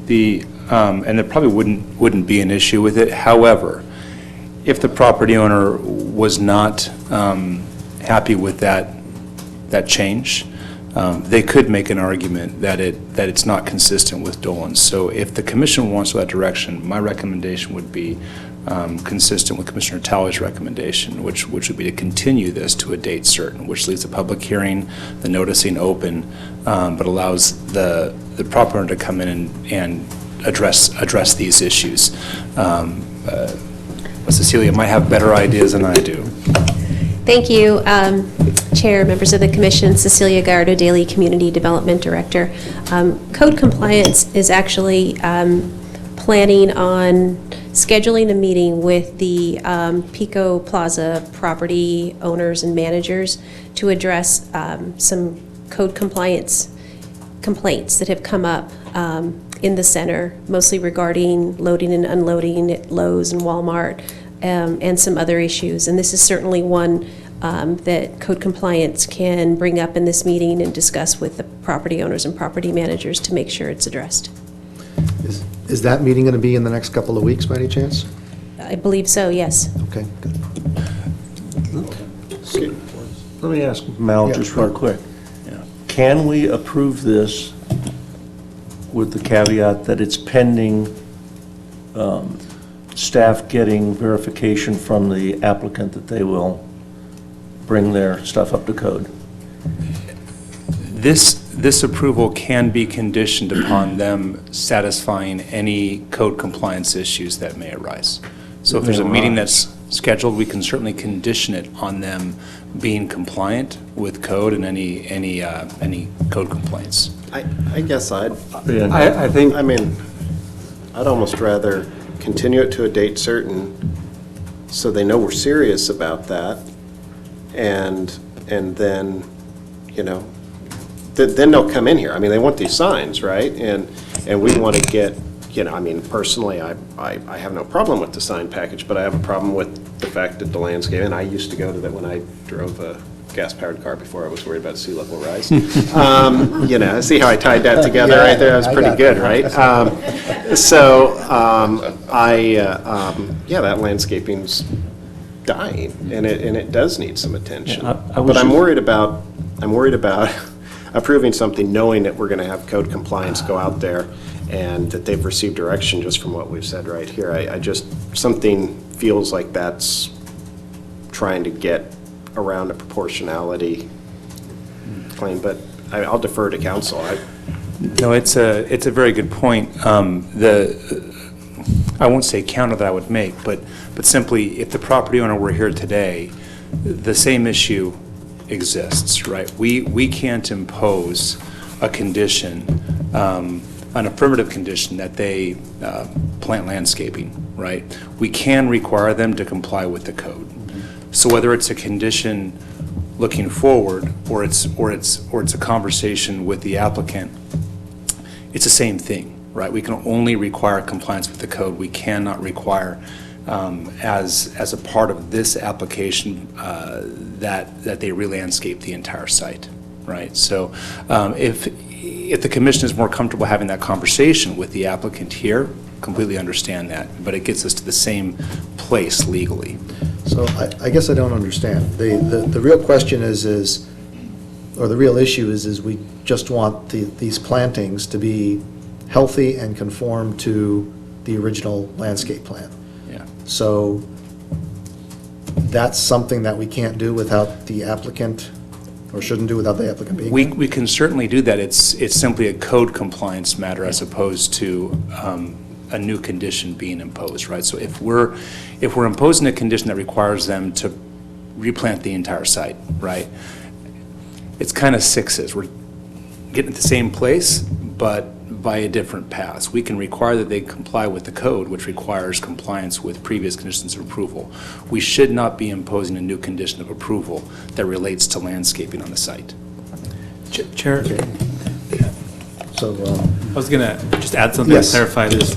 So that condition 5.11, that requires the applicant to landscape the site according to what was previously approved, right? So accomplishes the same thing as what code enforcement would do, but it has extra teeth in it, right? So it would require that to be done before final inspection of the signs. So that's a little bit better teeth. I'm not sure, Mel, if that's if that's an issue, but it seems like it's accomplished here. Yeah, the only difference is that 5.11, I think this is what Kay was going to say, only applies to the area around the monument signs. Right. Right. Got it. And that's the difficulty. So if we just modified this, if we struck That's the double. words "in the planters surrounding the monument sign," just remove that, wouldn't it apply to everything at that point? Would be just Well, as safe? it goes back to the original question. Well, let me ask Mel to answer. Yes, that modification would apply to everything, but where Zen was going is that takes us to the Nolan Dolan issue of proportionality, right? So, yes, Commissioner Talley. Technically then, if I'm understanding right now, whether code compliance has been out there or not, and this may be threading a needle, so bear with me, they're not in compliance. This entire thing is needle threading, Yeah, so it's okay. Okay, well, that's me. I don't get to do this that often. They're not in compliance with the code. Whether they've had a code enforcement action or not, they're not in compliance with the code. Is that? That's correct. Okay, so as it sits right now, they're not in compliance with the code. So we can make our condition of approval dependent upon them being in Exactly. compliance with the code. Exactly. And so before we even, I don't like the idea of it being a final inspection. I like it before you can get a piece of paper to do something, you've got to be in compliance with the code right now. That's exactly. Which means that code Helpful. compliance needs to get down there and have a conversation to make sure that they are in fact in compliance with the code, which it appears that they're not, before anything gets processed at the city. Is that, Yes, that's accurate. so then I'd be okay with that. So would condition 1.4 handle that? Because it talks about applicable codes, although this is actually a permit. I would actually amend the motion to add the fact that it's, our approval is conditioned upon them being compliant with all code. So it's even more affirmative than that. I understand that this is maybe a perfect chance to get some leverage, to get a code compliance on landscaping, but I do agree with the staff, and I like to follow the council's recommendation that when we have another way to address that issue, which is through the code compliance, we don't make it more complicated, because what in front of us is not about the compliance of the whole site. And I think adding that condition to the approval would, and certainly there are some nexus, but it's probably not strong enough. In other words, the proportionality is not there. So I'm reluctant to add this condition and say you have to be compliant for in the landscaping or in the whole site for us to approve it. I think we can separate these issues. Well, can I jump in real quick? Yeah, okay. Apologize for that. We used to, I swear we used to have a boilerplate condition of approval that said everything was dependent on the property being in full compliance with previously issued CUPs, et cetera. And it seems like we used to have a boilerplate one that it just said, bring it up to snuff. You've agreed to it, bring it up to snuff, and we'll move forward. And I think that's disappeared somewhere down the line, but that's pretty standard operating procedures in most every jurisdiction I've seen, that, you have to be a property owner in good standing to obtain additional permits. Is that out of the realm? That doesn't affect the Dolan issue. Well, Commissioner Crandall, I believe that's in our standard conditions of approval. I'd have to double check our list of conditions. Because if it is in there, that covers it. Yeah, I just don't see it here for this project, so if we wanted to add that, I'd recommend someone adding that to the conditions of approval. Okay. Are you ready for a motion? Are you going to do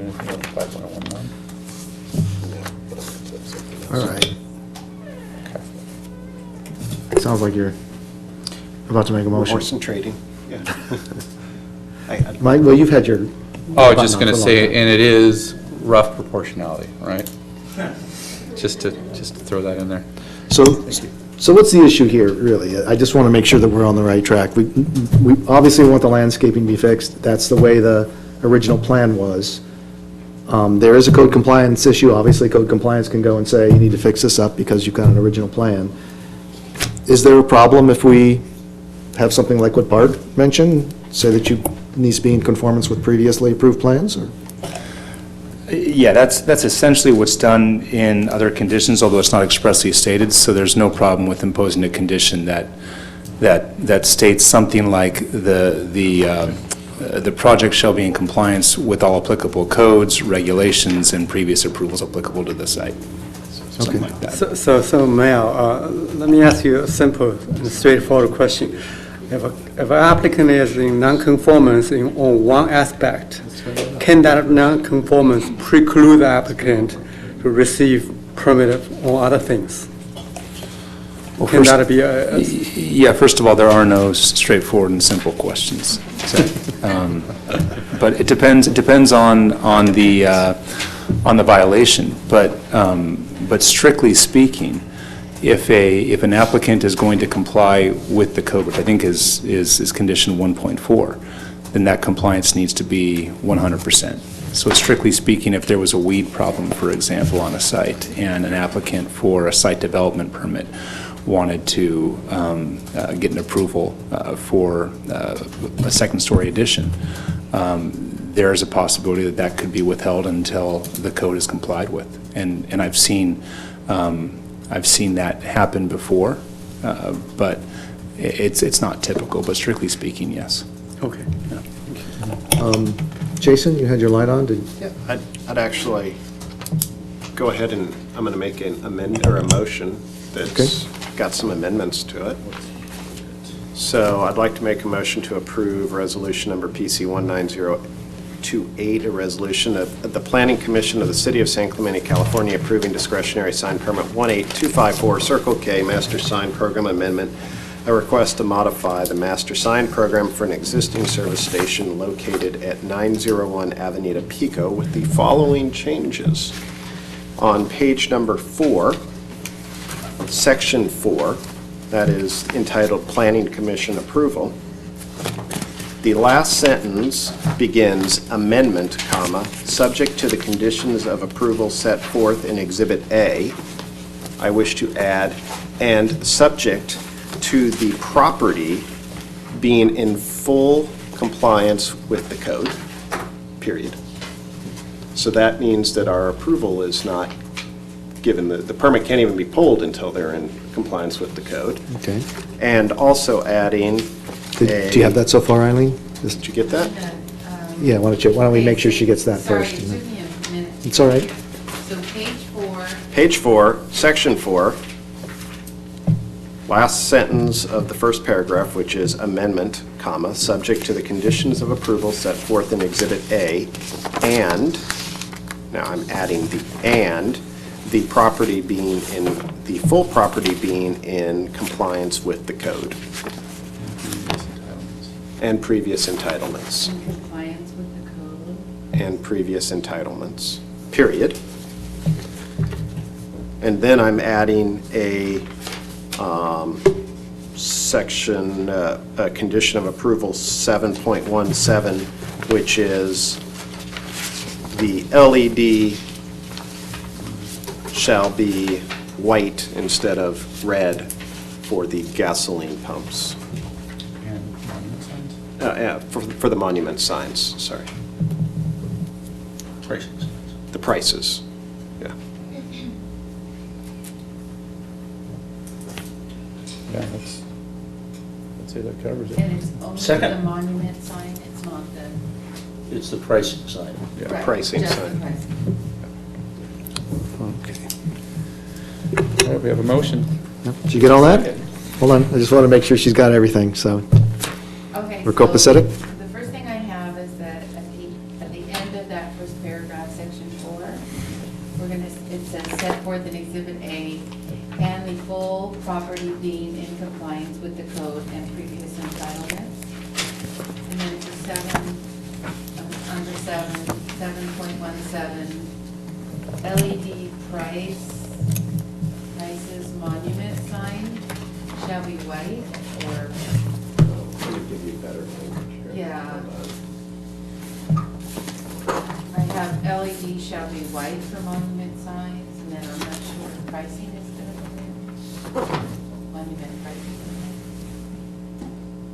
It would be to utilize, so I think it would be to utilize red LED price signs rather, I'm sorry, White. utilize white LED price signs rather than the red LED price signs shown on the plans.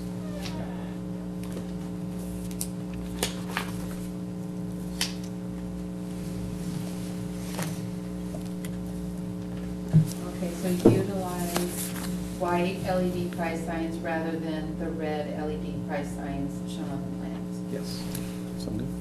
Okay. Second, including those amendments. All right, motion by Talley, second by Crandall. All in favor? Aye. Any opposed? Passes unanimously. Mr. Chair? Yes. I would just like to encourage code compliance to maybe get out there tomorrow, and I think it's, or as soon as possible. I understand it might be but the important thing about what we just approved is that no permit can be pulled until they are in compliance with the code, right? So it's not going out there for the final inspection. It's, you can't start. And I think that is different than what we've done in the past. So I'd encourage you to communicate to the property owner so, thank you. All right. Our next item is 8B, zoning amendment ZA 17-043, regulation of check cashers, pawnbrokers, and smoke or tobacco shops. Chief City Planner Perez will be presenting this one. Before we get started, I just want to acknowledge we received written communication on this item from the Wellness Prevention Coalition, the American Lung Association, and the Community Outreach Alliance. Thank you. Thank you, Chairman, members of the Plan Commission, Gabriel Perez, your city planner. Before you today is zoning amendment 17-043. This is regarding regulations for check cashiers, pawnbrokers, smoke shops, or tobacco shops. Some background to this was initiated by the City Council in October of 2016. Other cities have adopted similar ordinances for these businesses. So city staff and the city attorney's office did research other city ordinances within the county of Orange. Pawnbrokers are allowed currently in our municipal code with the approval of a conditional use permit. Smoke shops and check cashers currently aren't listed in our permitted uses table. So the Plan Commission tabled this amendment on October 17th. It's actually 2018. And so the Plan Commission requested more information on the 100 reference code compliance cases in that report. There was concerns about the thrift store definition and inclusion with the other businesses. There was also a request for further council clarification on the purpose of those amendments. So staff brought the item back to council for direction in February of 2019, and the council directed staff to move forward with amendments for the check cashers, pawnbrokers, and smoke shops. Council also directed staff to review thrift store regulations, including definition, distance requirements, and means of approval and methods of other cities to regulate thrift stores. So that's why you see we proceeded with check cashers, pawnbrokers, and smoke shops, those regulations back to Plan Commissions, because there weren't further concerns by the City Council. So this was brought back to the Plan Commission February 19th of 2019. And at that hearing, the Commission made the following requests. They requested more information on police calls regarding illicit activities. Also recommended that smoke shops be prohibited in mixed-use zones, and also prohibit smoke shops in neighborhood commercial zones if they are within 300 feet of existing development that have residential uses. And then lastly, staff proposed regulations for smoke shops where the closing time would be 7 p.m. Planning Commission recommended that that be extended to 10 p.m. So staff has made those revisions to the proposed ordinance, and we've received some of the police call information. So we received the call information from the Orange County Sheriff's Department, their criminal analysis detail, and they did an analysis for a 5-year period. And so according to them, that is standard for determining if there's trends in crimes related to certain businesses. So we determined that there were 80 calls for service for smoke shops. There were no calls for service for check cashiers, and there's no pawnbrokers in the city, so there wouldn't be any calls there. 60% of the calls for the smoke shops were for loitering, and that primarily occurred during daylight hours, so between 8 a.m. to 5 p.m. And the calls for service were no higher than other frequented retail establishments. So that was one of the findings from the police call information. So beyond that, what does this zoning amendment proposal do? It does add definitions for special uses in the code. It also establishes operational standards. Some of those include establishing a security plan, unobscured windows, and adequate interior light levels. It restricts these businesses to certain zones, and it does require conditional use permit approval by the Planning Commission, and it would also establish distance requirements from similar uses. So what that means is that if you had a check cashier in one area, it would have to be a certain distance from another one, and that's established in the proposed ordinance. Also distance requirements from sensitive uses such as parks, hospitals, and residential areas, schools. As far as pawnbrokers and check cashiers, the allowed zones in the proposed ordinance would be these commercial zones, the neighborhood commercial and community commercial zones, and it would be allowed in mixed-use zones. As far as smoke and tobacco shops, it would be permitted in neighborhood commercial zones, but it would be prohibited in mixed-use zones. And that was at the request of the Planning Commission at the last Planning Commission meeting. In the NC2 and NC3 zones, it effectively would be prohibited due to separation requirements, the distance requirements that I referred to. So what do those distance requirements look like? The separation distance from a similar use. So, for example, the example I gave before, a check cashier, the distance requirement from another check cashier would be 300 feet. So if there's an existing check cashier, the existing one is at the Walmart, there couldn't be another one within 300 feet of that business. Also, separation distance from sensitive uses. And so for check cashiers and pawnbrokers, that distance from the sensitive uses I described would be 100 feet. For smoke shops, it would be a larger distance of 300 feet. And there's the concern about attracting children and smoking for those that are underage. What does that look like on a map? So this map identifies prohibited and allowed areas, and so I'll focus on this map for a little bit because I know it may be hard to see the detail. But this identifies the allowed areas for pawnbrokers and check cashiers. So if you see the areas in red, those are all the commercial areas in the city. And if it's not obscured by the black hash, those would be the permitted areas. So that would include areas kind of in the shopping center with the Staples and 99-cent store, Plaza Pacifica. It would also include commercial along Camino de los Mares and some commercial on El Camino Real. In purple is the mixed-use zone. So pawnbrokers and check cashiers, these would be the locations that would be allowed. Any questions on this map? And let's see. I just want to let you also know there's a dot on there that identifies existing check cashing establishment, And because there's no pawnbrokers in the city, it's not identified. So I'm going to go to the next map, which identifies the proposed distance buffers from sensitive uses. And so on this map are identified all the smoke shops that currently exist in the city. Those are identified with blue dots. At the request of the Planning Commission, we did remove the allowance of smoke shops in the mixed-use zone. And so what you see identified here are all the commercial zones. So the commercial zones would be red, and it effectively would prohibit smoke shops on El Camino Real, but it would still allow smoke shops in some of the larger commercial centers in the city.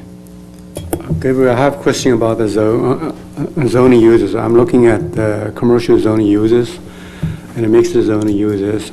It seems like we skipped NC 1.1, NC 1.2, as well as MU 3.2, 3.3, and MU 5. Can you tell us the rationale that they're not allowed in those zones? Smoke shops? Well, it's it's on. If you look at the attachment 3, yes, page 4. He's asking smoke shops or pawnbrokers and check cashers? All of them. Let's first look at since we're on smoke shop, just look at the smoke shop. Yes. Table 1740, 030. So MU 3.2, they are prohibited.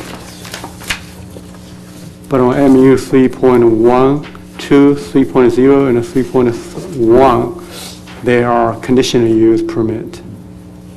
Why is that difference? Can you explain us to why we treat them differently between MU 1, 2, 3 and 3.1 from MU 3.2, 3.3, and 5? Just trying to follow here. I'm looking at both tables. So in table 17.40.030, smoke shops are prohibited, right, in all the mixed-use zones? I'm sorry, check and cashers. Oh, okay. They're allowed, there are C. Yes. Then there's no C for the other 3 mixed-use zones. Why is that? Why are they allowed in the mixed-use zones? Why they're not allowed in MU 3.2, 3.3, and MU 5?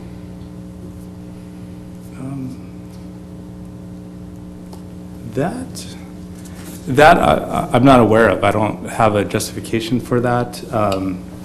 They can be allowed. You know, I think the assumption is that they would be allowed in mixed-use zones. So I would.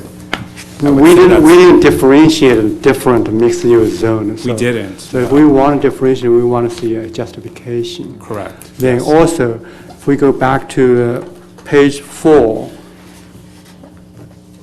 then all of those are not allowed in neighborhood commercial 1.1 and 1.2. What are the reasons?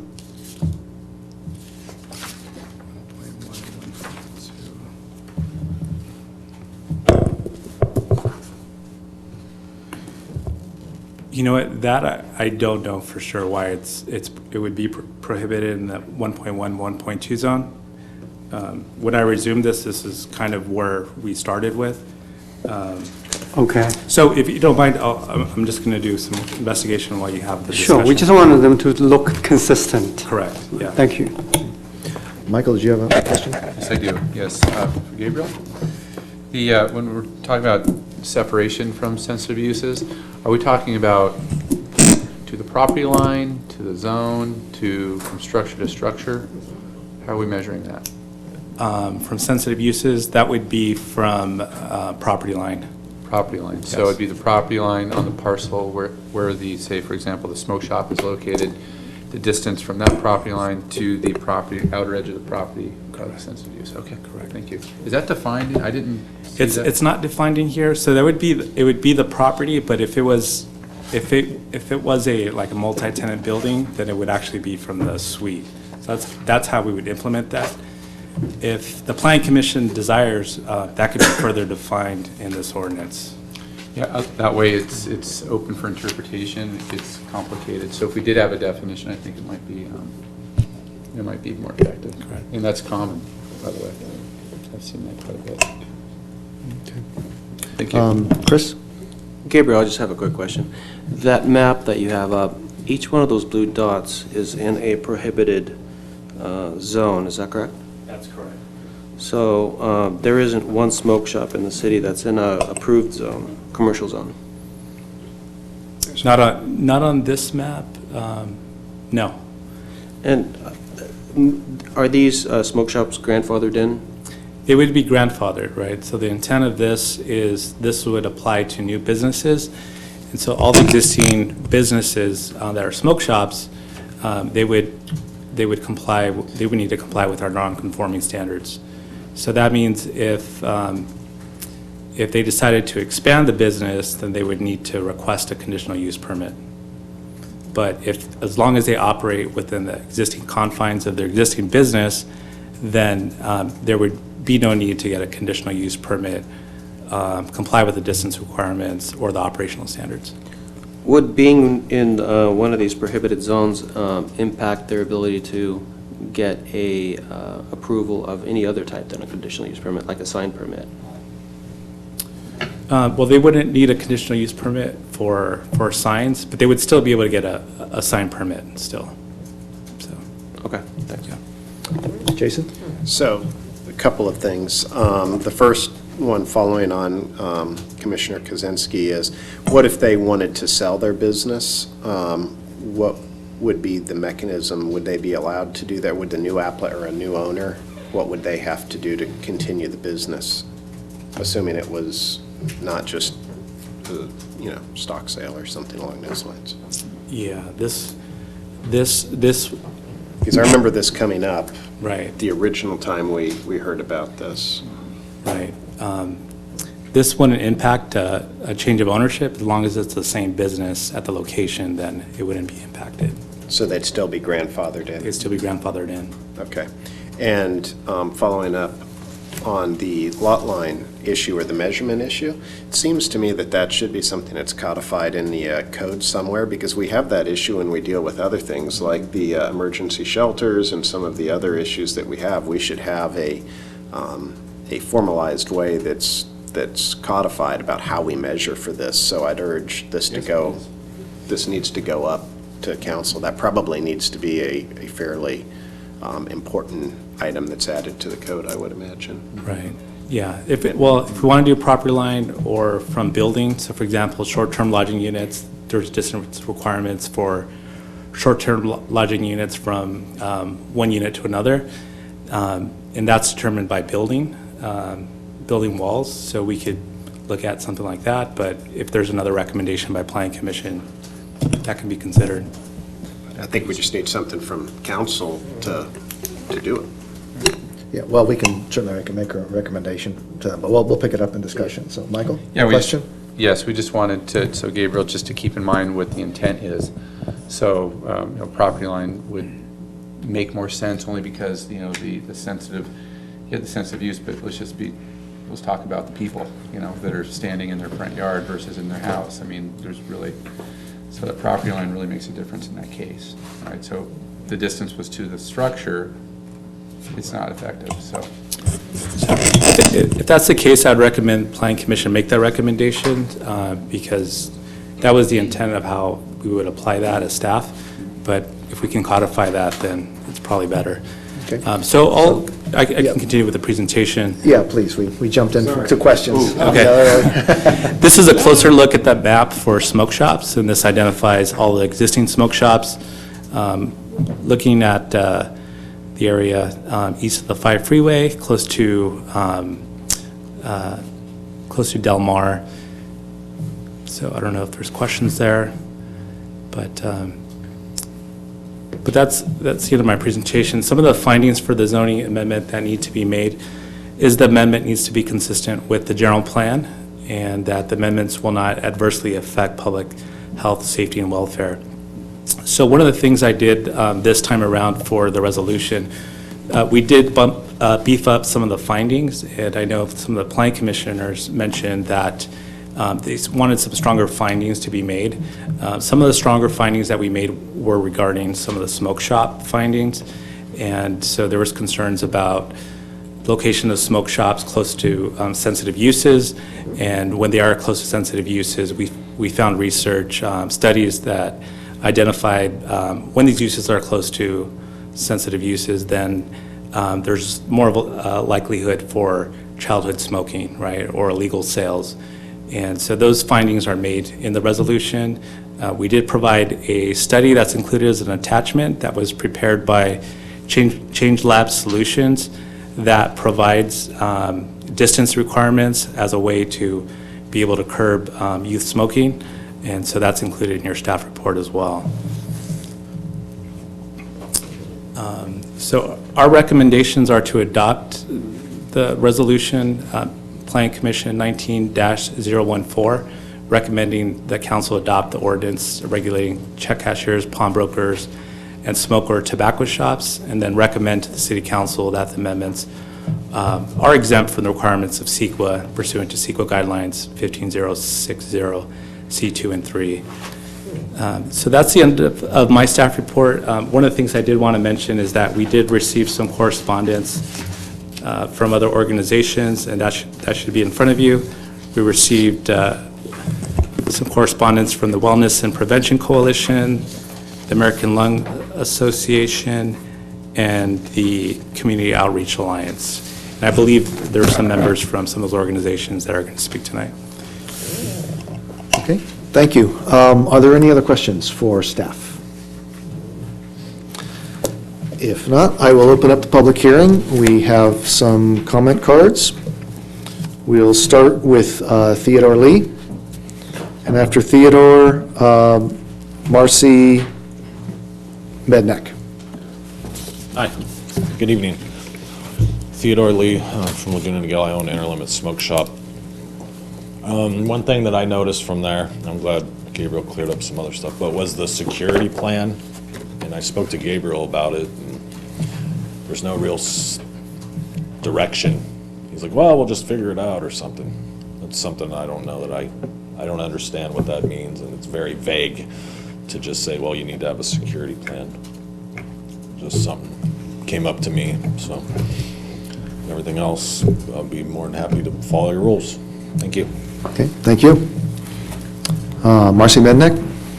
I hope I pronounced your name correctly. Good evening, Chair and Commission members, and yes, you did pronounce my name correctly, Marcy Mednick, and I'm also here on behalf of Mission Hospital. And I wanted to share with you that tremendous strides have been made among youth and reducing smoking, and according to the centers, the CDC, less than 9% of high schoolers currently smoke, which is fantastic news. My fear is that now with electronic cigarettes, we're about to undo a decade's worth of progress. I really do applaud your efforts with this ordinance and increasing the distance to 300 feet.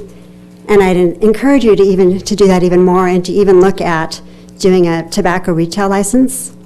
As Mission Hospital, we support local policy changes that have the ability to reduce the impacts of products such as e-cigs. More than 100 cities in California have adopted strong tobacco retailer licensing ordinances in order to reduce illegal sales to our young people. And I'm encouraging San Clemente to do the same. Evidence shows us that strong tobacco retail licensing laws can help reduce sales to our minors. Across 33 California communities, sales to underage youth have dropped where these ordinances have been enacted. So we really encourage you to do the same. And I'm not sure if you're aware of the use in our community, but in Capistrano School District, which is what we have the data from, 22% of 11th graders currently use electronic or other means. They use tobacco, generally in e-cigs. In the Orange County as a whole, that number is 13%. And in the state of California, that number is 10%. So for some reason, in South coastal communities, that number seems to be very, very high. So anything that we can do and to relieve that upstream disease burden that we know comes with nicotine, I really encourage you to do. So thank you. Thank you. Next is Julian Olivares.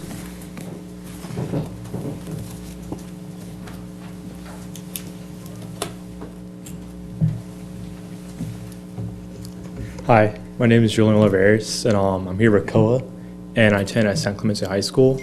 And I like to talk about how like vaping is like a virus at the school right now. It's like since I was starting in freshman year, kids are telling me how like they've been vaping since 8th grade at such a young age, and how their older brothers push it on them or older siblings too. And most of the times, it's like as like I progressed like sophomore year, they were getting it from like smoke shops or online stores from like using their older siblings' IDs to purchase it. And it's just like she's like seeing them from freshman year to now, their faces look depressed and dark, and it's just they don't have a soul really no more.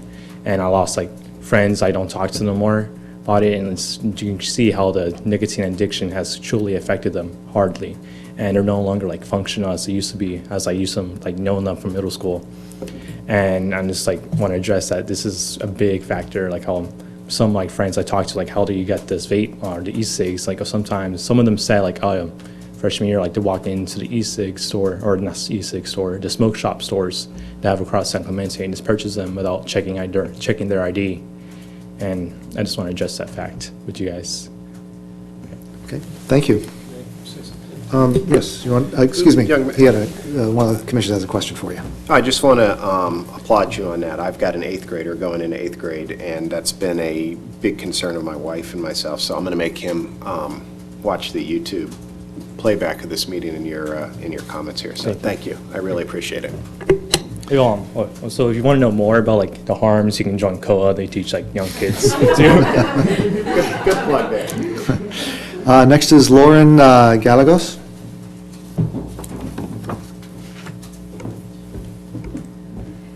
Good evening, Planning Commission, thank you. It's Lauren Gallegos, and I am the Community Prevention Director for the Wellness Prevention Center, and I run our Drug-Free Communities Coalition. Over the past 2 years, the Wellness and Prevention Coalition has been working tirelessly to provide education to parents and youth about the risks of vaping. And as to echo some of the things that have already been said, data shows that our 30-day past use of electronic cigarettes is higher than in our community than it is in the county, that is in the state, and then it is in the nation. In 2017, 19% of our 9th graders reported that they had used electronic cigarettes in the past 30 days, and 27% of 11th graders also reported use. Even more so, by 11th grade, 41% of 11th graders have tried or have used an electronic cigarette. So nationally and locally here in San Clemente, vaping is an epidemic, and more young people are becoming addicted to nicotine, and we see that as they come into our offices and they don't need education, they need cessation, and they're 14, 15, 16 years old. We can't completely blame the smoke shops, but one of the things that the city can do is put in place strong regulations to protect our youth and protect the vulnerable populations within our city. So research has found that the number of tobacco retailers near schools correlates with increased smoking rates. In addition, advertising and promotion increases retailer visibility, which in turn affects the adolescent's perception on the availability, increasing their likelihood of using tobacco. The Wellness and Prevention Center and Coalition recommends and supports any regulations that reduce access for youth, that hold businesses accountable, and create awareness to build a healthier community. We also would like to recommend increasing the distance. ChangeLab recommends 1,000 feet. You have 300 feet currently for sensitive use areas. Specifically, we're talking about schools, parks, youth centers. It's really important that we increase that distance from those sensitive use areas to ensure that youth aren't seeing advertisement and it's not constantly in their face, and then they're not able to just walk across the street and walk into a smoke shop, or perhaps see someone outside a smoke shop that would go buy them a vaping device or an e-liquid. So thank you. Thank you. Ravi Chaudhuri. That's pretty good. Oh, thank you. I'm very impressed. Hi, good evening, Planning Commission members and city staff. Ravi Chaudhuri with the American Lung Association here in Orange County. I'm not going to harp on what everyone's been talking about, and I want to commend you all for bringing this back onto the stage. This discussion is really important. Specifically, we're kind of putting pawn shops and the check cashings, in out of the light, but the smoke shop specifically is what we can talk about. And like everyone said, the density of these smoke shops has a direct public health impact on our youth and our community as a whole. You have a child, sir, that is directly affected by this stuff. You're not alone. We're the voice for thousands of people across this county, the city, the state, the country, millions of people that are affected by this. And the data's out there. The more tobacco shops you have, and I'm including e-cigarettes and vape shops in this tobacco definition, which San Clemente should also adopt. And all your definitions should also include e-cigarette and vape definitions that are consistent with the state's definition. So with those, the direct impact is among the youth. I have a map here showing what everyone's been saying, and I have this for everyone as well, extra copies. You can see the red is the amount of youth use for Orange County, and South County, San Clemente included, has the highest rates in all of Orange County. And that is, it's not anyone's fault, but it is something that we should take into account and be aware of. And we have the unique opportunity right now to do something about it. You said that we're going to grandfather certain tobacco shops in there, and that's okay. I understand that there's a lot of minutia involved in the policies and ordinances that get passed, but moving forward is where we have the unique opportunity. We can make sure that these places are 1,000 feet from a school, from a middle school, from a youth development center, your community centers, because when kids see it, they're going to be interested in it. And all they're going to see is these cool flavors that these shops are putting up, and be interested in those flavors and go and use them, either from a friend that can purchase them, or like Julian said, they just purchase them illegally because they weren't checked. So with this ordinance, with an extra amount, 300 is great, 1,000's better, much better. And that is due to the science to it. We have 1,000 feet, we have more, you're going to have less visibility amongst our youth, and you're going to have a decline in youth use. It's not going to solve the problem immediately or, within the next few months, but it will decrease the possibility that these kids will have access to it, and that's the really important reason why we're here. So I commend you, and I really encourage you to expand that definition, include e-cigarettes and vapes, and also expand it to 1,000 feet. Thank you so much. Thank you. Can I ask him a quick question? Yes, you can. Go ahead. I have a question for you. I have a quick question. Can you answer anything? No, we have a definition here that says e-cigarette means any electronically actuated device or inhaler meant to stimulate cigarette smoking. It uses heated element to vaporize a liquid solution. Bob, is that what you're asking? Yeah. So I didn't get a chance to read over all of the full definitions that you guys put out, but I just wanted to make sure that's consistent with what the state is defined, and I believe that's so. Okay. But also to recommend it to the city council if this goes to that is consistent with the state's definition. Okay. Thank you. Okay. The last card I have is Terry Steele. So if there's anyone else who wants to speak to this issue, if you could fill out a card and give it to our secretary.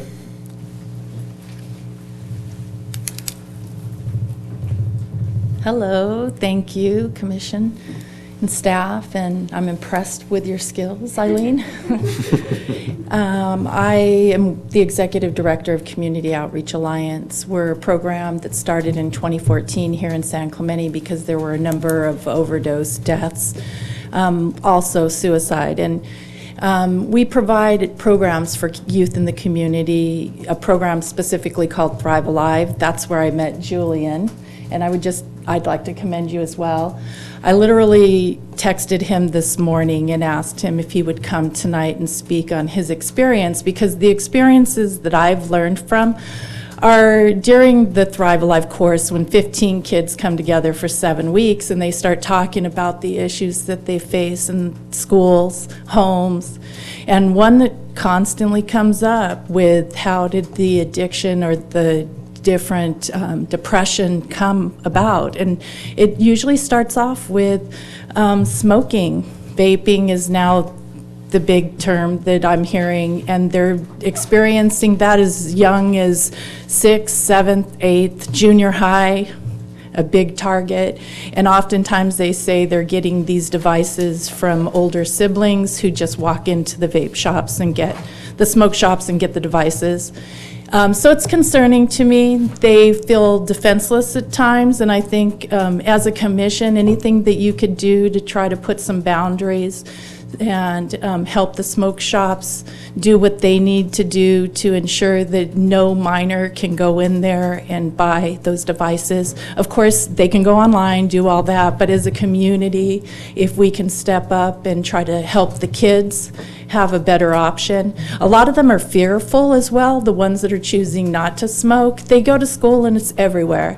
You know, the kids are going in the bathrooms, they're facing it just walking home from school, waiting for their bus, you know, and so anything that you can do to try to help the kids not have to face those temptations, because when they're in junior high, that peer pressure is real. And like Julian said, you know, you see all these great kids in this community and suddenly they're falling off their chart.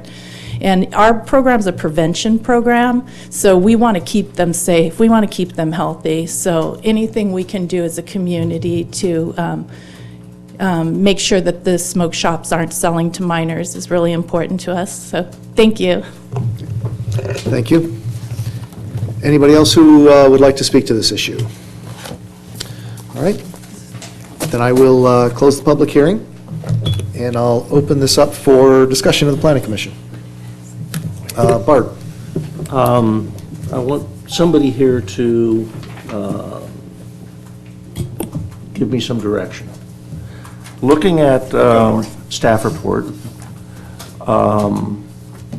I don't see support, particularly on page 3, of the police calls and all.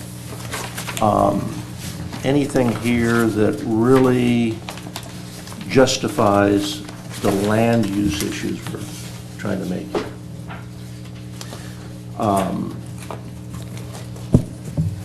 And I don't think land use is the only thing necessary to solve the problems that these things are trying to solve. It seems like there needs to be a licensing ordinance or whatever that dictates how these things are run, not just where.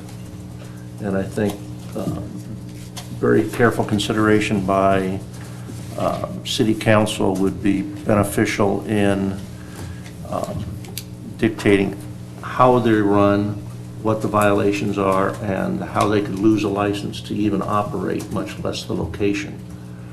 I'm looking at the number of complaints. We've lumped check cashing in here, and they've received no complaints whatsoever, yet we're putting these strange restrictions on something that hasn't had any legal calls or anything. And I struggle with that. And I mean, there's plenty of cities that have outlawed smoking in their city completely, which would I assume also means sales would not be there, and that's not a land use issue. That's a general law, I guess you'd call it, that is adopted by the City Council. So can somebody give me their opinion of how this solves the problem, how we can find it in our document here? The only complaints we have is, and I really appreciate the people that came and spoke tonight, that maybe it's not just a land use issue and a lot more has to be done, and are we just doing a Band-Aid to solve a bigger problem? Well, let me make recommendations just in terms of the discussion itself. Maybe, and I'm asking the Planning Commission if they'd like to do this, it kind of feels like we got two buckets here. One is the check cashing and pawn brokers, and the other one is the smoke shops. Is there an interest in maybe talking about those first two first, kind of as a separate issue, a separate item, and then going into the smoke shops? Is that?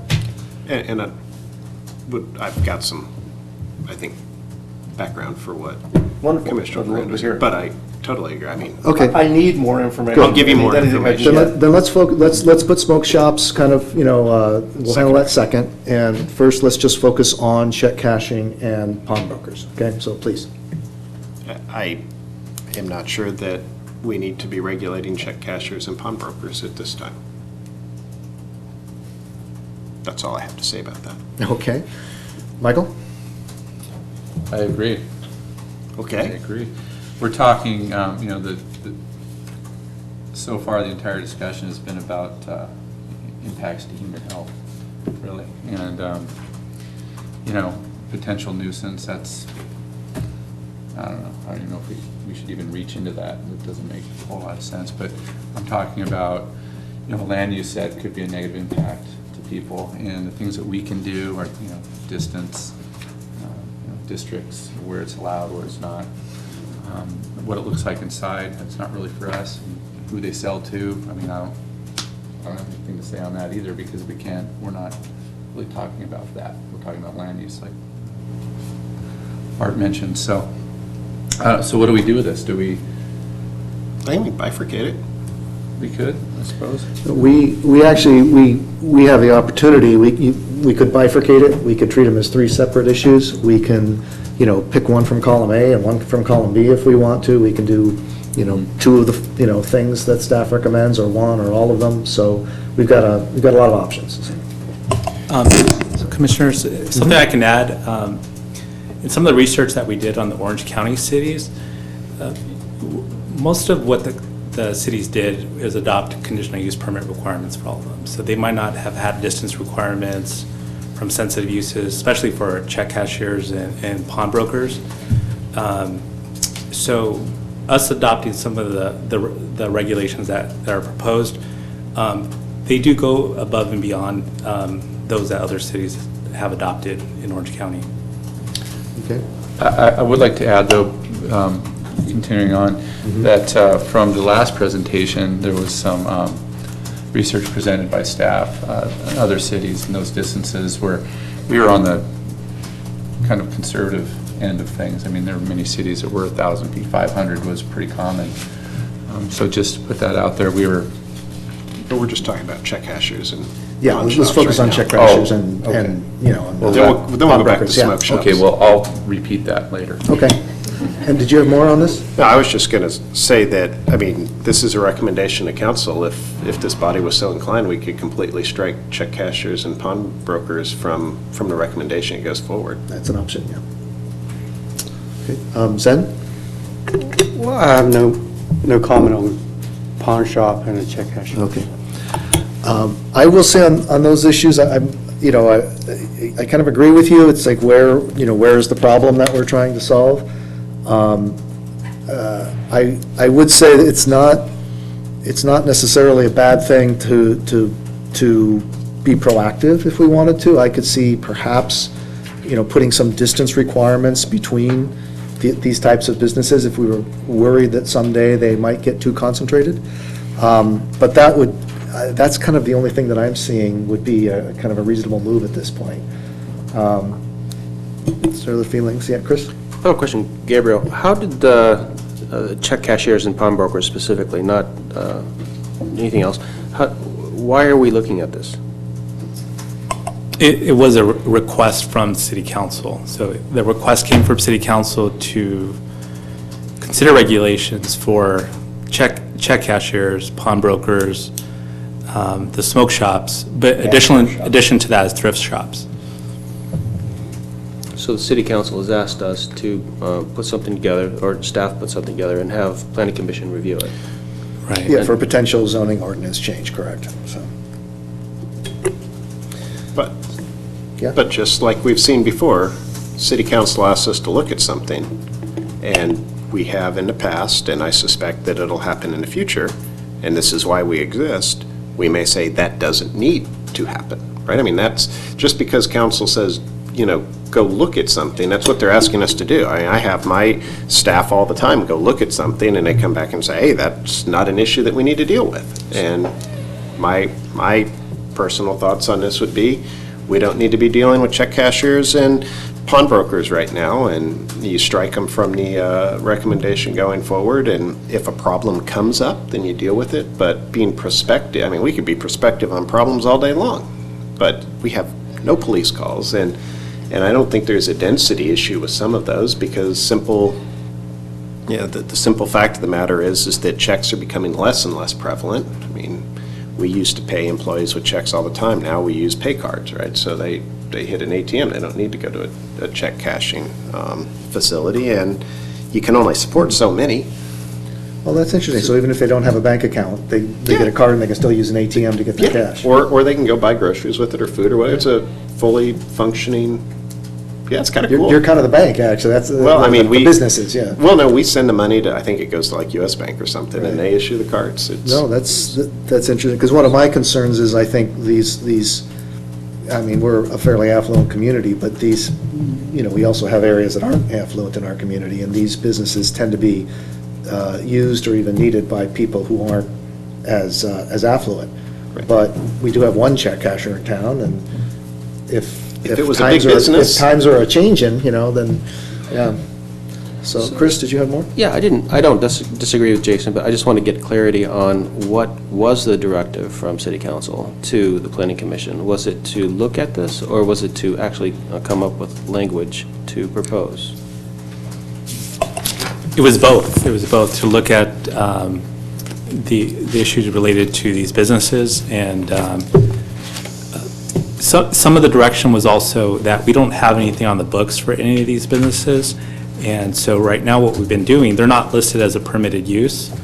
And so part of the charge was to identify how these should be identified in the code.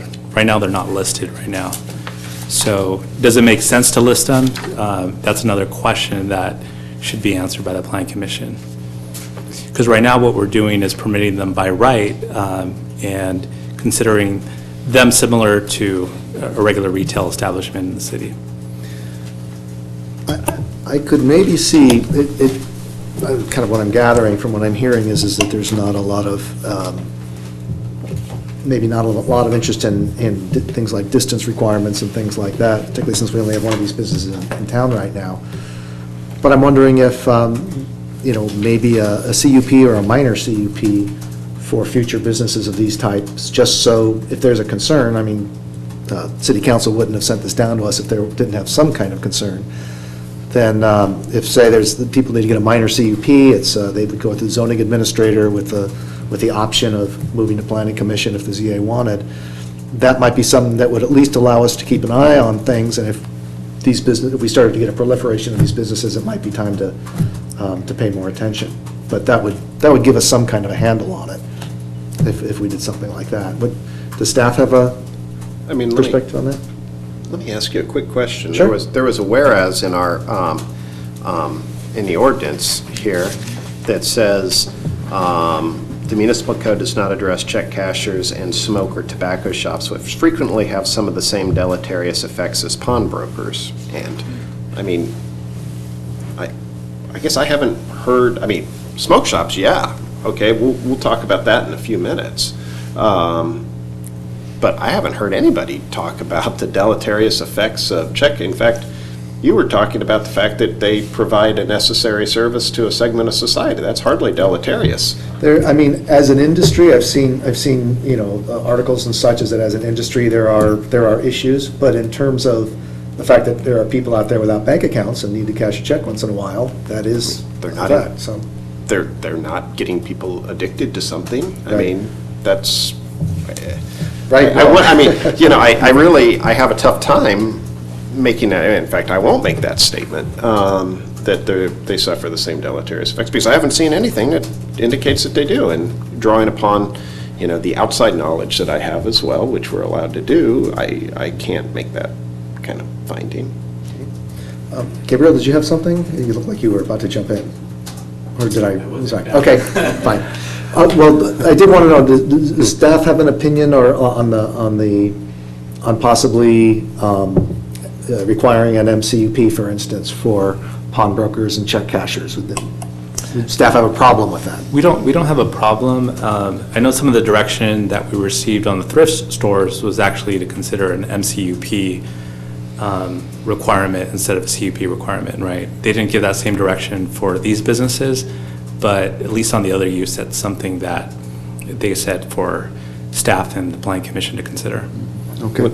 Would it be worth taking a straw vote to see about just sending up the smoke shops and then letting them kind of come back with something for maybe the thrift shops, the check cashers, and the Well, thrift shops are handling later. Well, I know, but maybe that gets, if we're talking about an MCUP in there, maybe the pawnbrokers and the check cashers get rolled into that.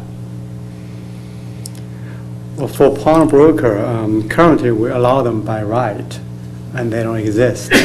Well, not by right. I'm sorry. By conditional use permit currently. Oh, they currently require a conditional use permit? Yes. And what about check cashers? Do they require a CUP? No, so they're just allowed by right. Well, and they're not listed right now in the code, so that was one of the reasons why the city council wanted staff and Planning Commission to discuss this. So check cashiers aren't listed, but pawnbrokers are, and their requirement is a conditional use permit. Okay, so if the current regulation results in no pawnbroker in the city, even if they're perceived negative impact from those businesses, they don't exist. So I try to avoid over-regulate. If we don't need it, we don't do it. Well, if we're going to, and this is a question, if they are roughly equivalent, if we want to view them as businesses that are with similar use, then they probably should have similar regulation. They should both require a CUP or neither require a CUP, like that. Right, well, we can do that, but there's no point to tighten the regulation because it's not an issue on the current regulation. I mean, a banking business doesn't require a CUP or a minor CUP. It's a retail, not retail, but it's a business establishment. So It might in the future, but yeah. it could very quickly and be in the future require it, but I hate to put that restriction on some business on a guess. I've got nothing to substantiate doing that on. So I'd like to propose we just strip pawnbrokers and check cashers out of our discussion, and then if city wants to, since pawnbrokers are already regulated, if staff wants to come back and kind of normalize check cashers and pawnbrokers, then I'm more than happy to hear that, but I think we'll wrap ourselves around the axles trying to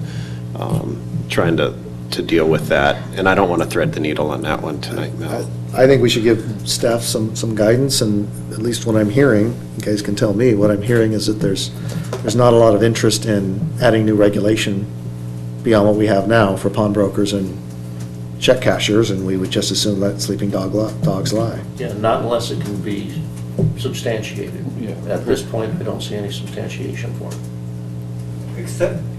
Except that to bring the check cashier to the same level of the pawnbroker, and that would probably be okay.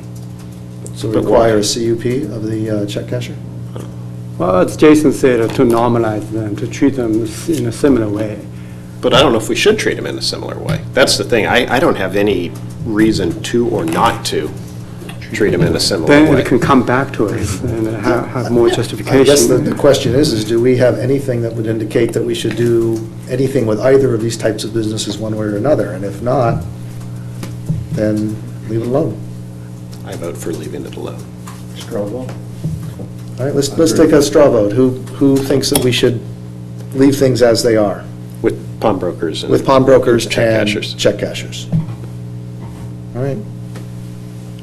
So, does staff have sufficient direction on that one? Yeah, that is, and we tried to provide the best information that we could, and the best information that we could provide on all the uses that you're considering tonight are for smoke shops. That's why you have the beefed up findings in your resolution. Yeah. No, and we appreciate it. It's not, we're not voting on that because we didn't get enough information. We're doing that because you gave us enough information for have us to say that, so. Yeah. All right, so that's that issue. Let's move to smoke shops. May I respond to Commissioner Crandall? Yes, please. So,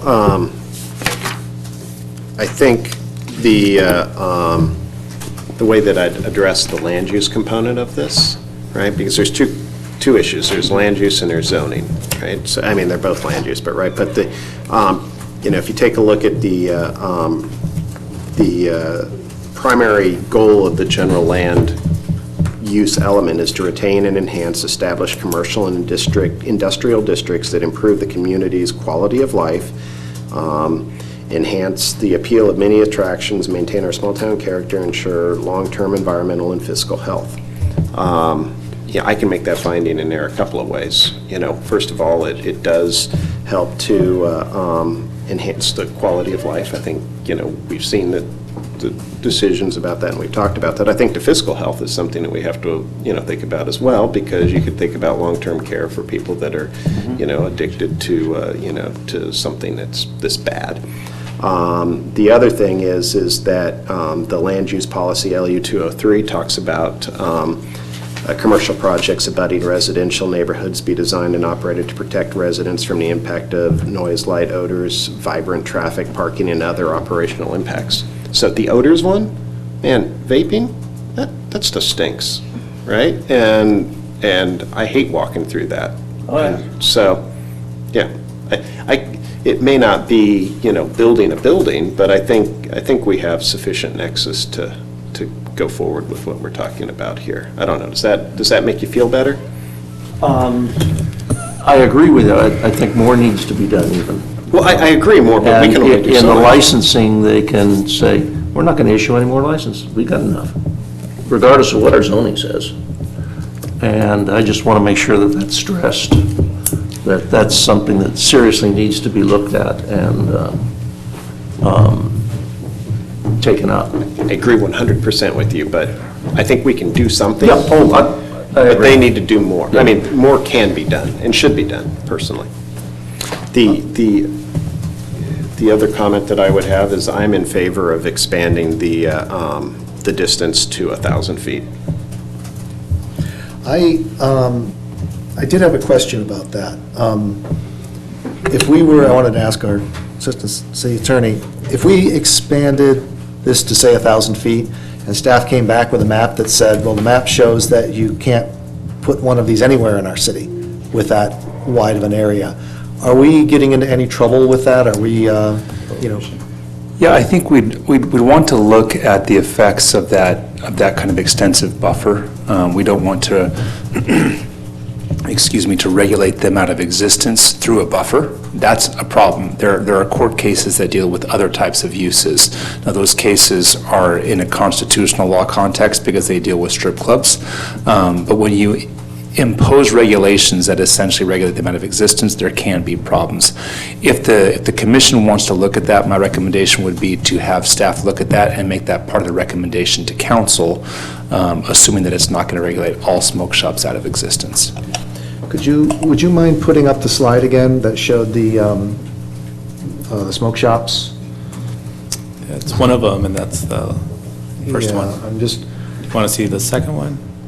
Yeah, well, there's other areas, I think up in Talega that you would allow it. So, but I'm just thinking 1,000 feet might very well eliminate any practical, way to do it. So I think at the least we would need to see staff come back with a new map if we wanted to change the We've done it distance. before. We've done it before with the rings. Yeah, no, and I'm not even saying I object to it. That was my concern, is that we might be starting to color outside the lines, so we want to know what we're doing before we make that recommendation. Maybe send it up with what it looks like with 500 feet, 300 feet, and 1,000 feet. I support that. I think going toward 1,000 feet, we may run into that de facto ban issue. Then definitely I'd like our staff and the council to look at it before coming back. But I think if we expand to 500 feet, that's it looks to be feasible and reasonable, not to cause a total ban. About this total smoking issue, I personally would like to see a city of San Clemente to be smoke-free. I think it's a bigger problem, and we're dealing with what's in front of us today. It's an incremental step to address that bigger issue, so I'm supporting it. Chairman, I just want to add something else. In terms of the research that we did on other Orange County cities, we did find one city, La Habra, that did have distance requirements for smoke shops, and this is what they did. They adopted regulations for a 200-foot separation from residential areas, but a 1,000-foot separation from schools. So they actually provided different tiers for that. Okay, and was that all schools or just middle and high school? You know, it doesn't say here, so I think we're I pretty, don't know for I don't sure. think they're targeting preschoolers yet, so. Yeah. So, I know, but, I did want to ask, two things. One was, there's a supermarket right next to the high school, and I don't know if they sell vape products, but they can. And one thing I think is if we have this buffer, of whatever it is, 300 feet or 1,000 feet, it seems like that buffer should include any sales from any company, not just Where those things are sold. something dedicated. So if a supermarket wanted to sell vape paraphernalia, they couldn't do it if they were within that near sensitive use. That's Too, they sell cigarettes. That's why it's not as easy, as simple as we think, because majority of the volume is probably sold by supermarket and convenience stores. Yeah. So we're just addressing a small portion of that problem. Right. That's my point, is that it's a bit of a loophole, and I wanted to check with Gabriel to see if this is something we can do. We could actually prevent it in these other types of stores where the tobacco products are a secondary use. Yeah, you can recommend that. One of the studies that are provided in the staff report does talk about regulations for those type of businesses like pharmacies. But that wasn't staff's initial charge from the city council. It was about regulating smoke shops. Okay. It seems like, why regulate smoke shops if it's easy to get in other places? But, so that might be something we want to think about passing on. And I have a question to the city planner and our council. Some city has a total ban of smoke. How did they achieve that? Well, I can speak to that. So there are various state laws in the Health and Safety Code and other codes that deal with smoking in public. So for example, the Health and Safety Code prohibits smoking within certain distances of tot lots and sports fields where youth sports are being engaged in. The state has not what's called occupied the field in terms of smoking regulations, meaning that a city is entitled to ban smoking where it chooses, with the exception of a private residence. And so you see certain cities, I believe, I'll just say certain cities have done that. Now that's banning smoking in public. It's not banning the sale of smoking products, right? And those are different things. But a city can ban smoking in public places. That's been done many times throughout California. Meaning public sidewalk and right of ways. Yeah, anywhere in public, yeah. I will say, if the commission is of a mind to look into banning any sales of tobacco products within a certain proximity of sensitive uses, we would need to go back and take a look at that. I don't know what state law says about that. And if state law does regulate that, then we can't do anything about it. The state has occupied the field in that area, so we'd have to look at that. So if the commission wanted to make that part of a recommendation, it would be for staff in our office to look at whether it's even feasible to do such a thing. So for example, the Albertsons by the high school, I'm not sure that we have the authority to ban them from selling Marlboros. While I would, as a non-smoker, love to do that, I'm not sure that we can do that, but we can take a look at it. Okay.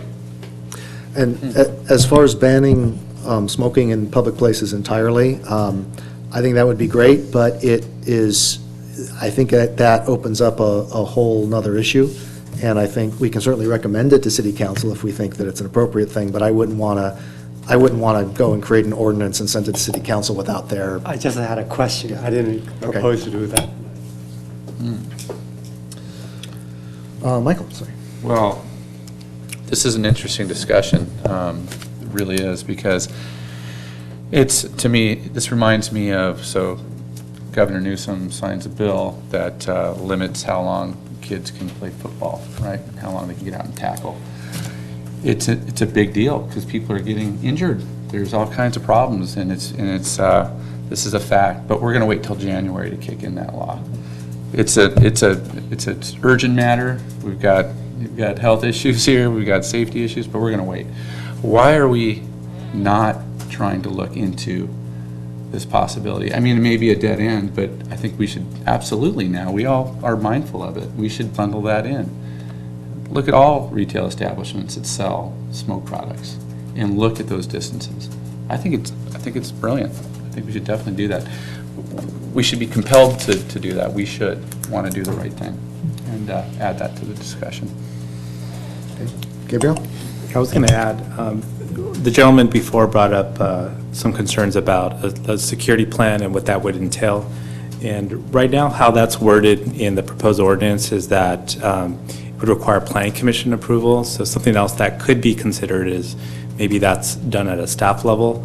What I told the gentleman was that it would have to go through like the DMT process, where we receive comments from like police, also from co-compliance, and so that would be part of establishing that security plan. But something that we could recommend in this ordinance is not have to require planning commission approval. That could be something that's done at the staff level. Okay. And maybe too, we can, you can give us a little insight into these TRLs. It sounds like some cities actually license these, and I assume there's some sorts of guidelines and that sort of thing in terms of, where they should or shouldn't be licenses, or they even go before planning commission or something. Can you give us a little insight into those? I know very little about it, but I know the licensing allows us to apply that to all businesses in the city. Even businesses under this ordinance that we consider grandfathered, I mean, those licenses would apply to Albertsons, any place that sells tobacco products. So it would require a license, a fee that's paid to the city, and, I think, I don't know if anyone can speak to that too. I think there might be some people more knowledgeable about that that could speak to that tonight. Okay, why don't you step up and just take a moment and let us know about the TRLs if, we'll get input from one. Yeah, there's a lot that I just wanted to shout out, but I want to respect you guys' discussion. But yes, you can do a TRL. You can make it very strict in the sense of all these Albertsons and anyone that sells tobacco you can put in any type of price on their license to be, $500 per year for something very small, in my opinion, or you can do $5,000 a year. You can make it up whatever you want, and the point is make it harder for these places to sell these products because you want it less in your community, right? So there is examples of this, and I'm happy to share with any of you, all of you, other cities that have adopted these, how they've adopted it in various circumstances and different price ranges and things like that, and what their context is as well. In Orange County and LA County, throughout the state, we can do that for you.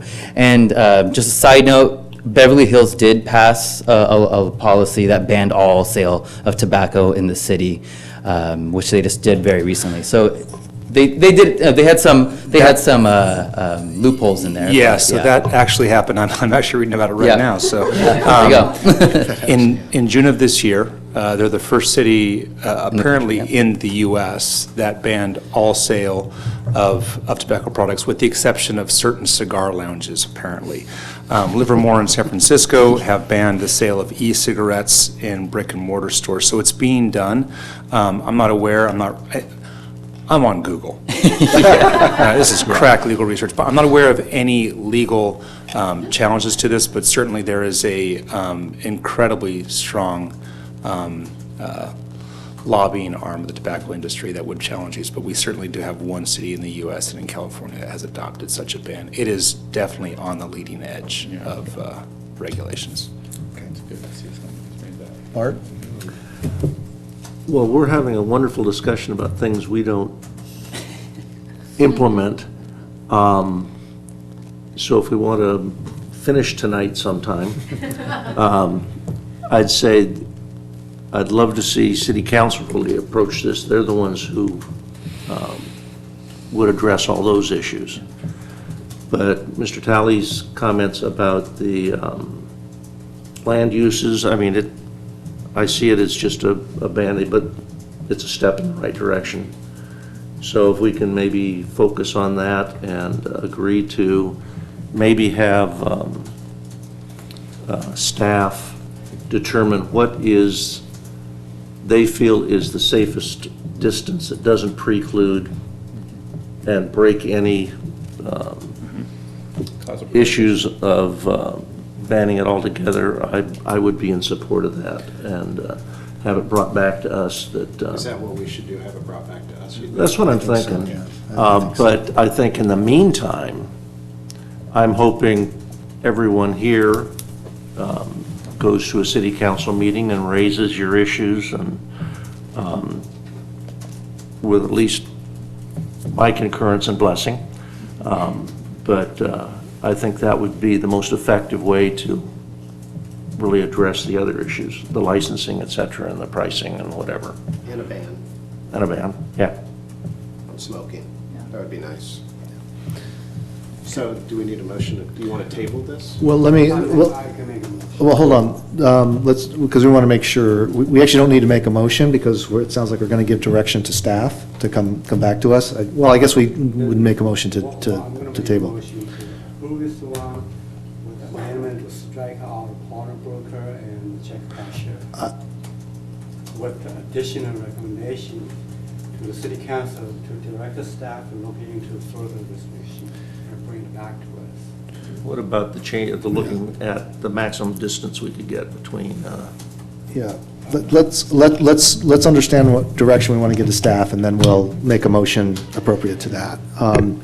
From what I'm hearing is we'd like staff to come back with some maps in terms of the distance that include, well, we're looking at 300 feet, but also 500 and 1,000 feet, so we can see the impact of those from sensitive uses. So I'd be okay giving staff, recommending this to the city council and giving staff direction, as long as they worked with legal and they didn't do it in a vacuum without talking to the lawyer, to figure out if they could make 500 or 1,000 feet work.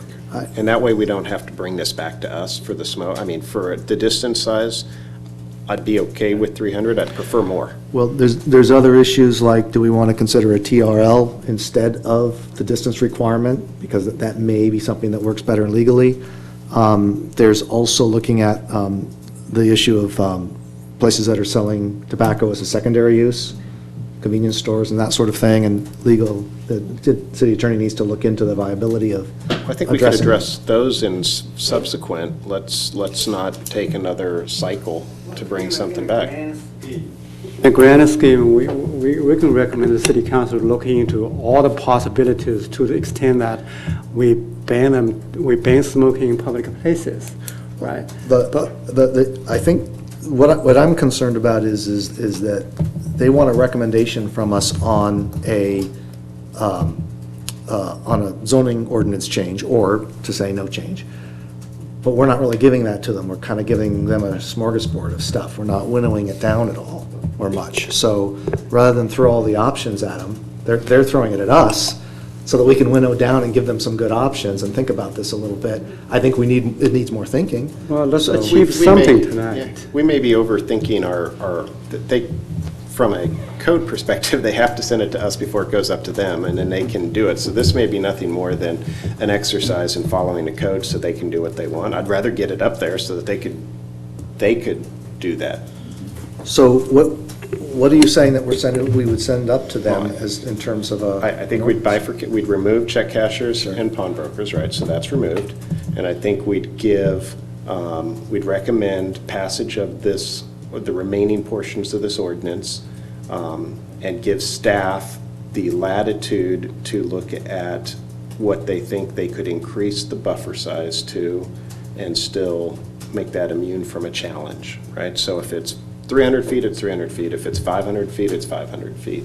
And then I think we can also make recommendations to the council that they explore the licensing component, the accessory uses component, and potentially a ban on smoking in the city.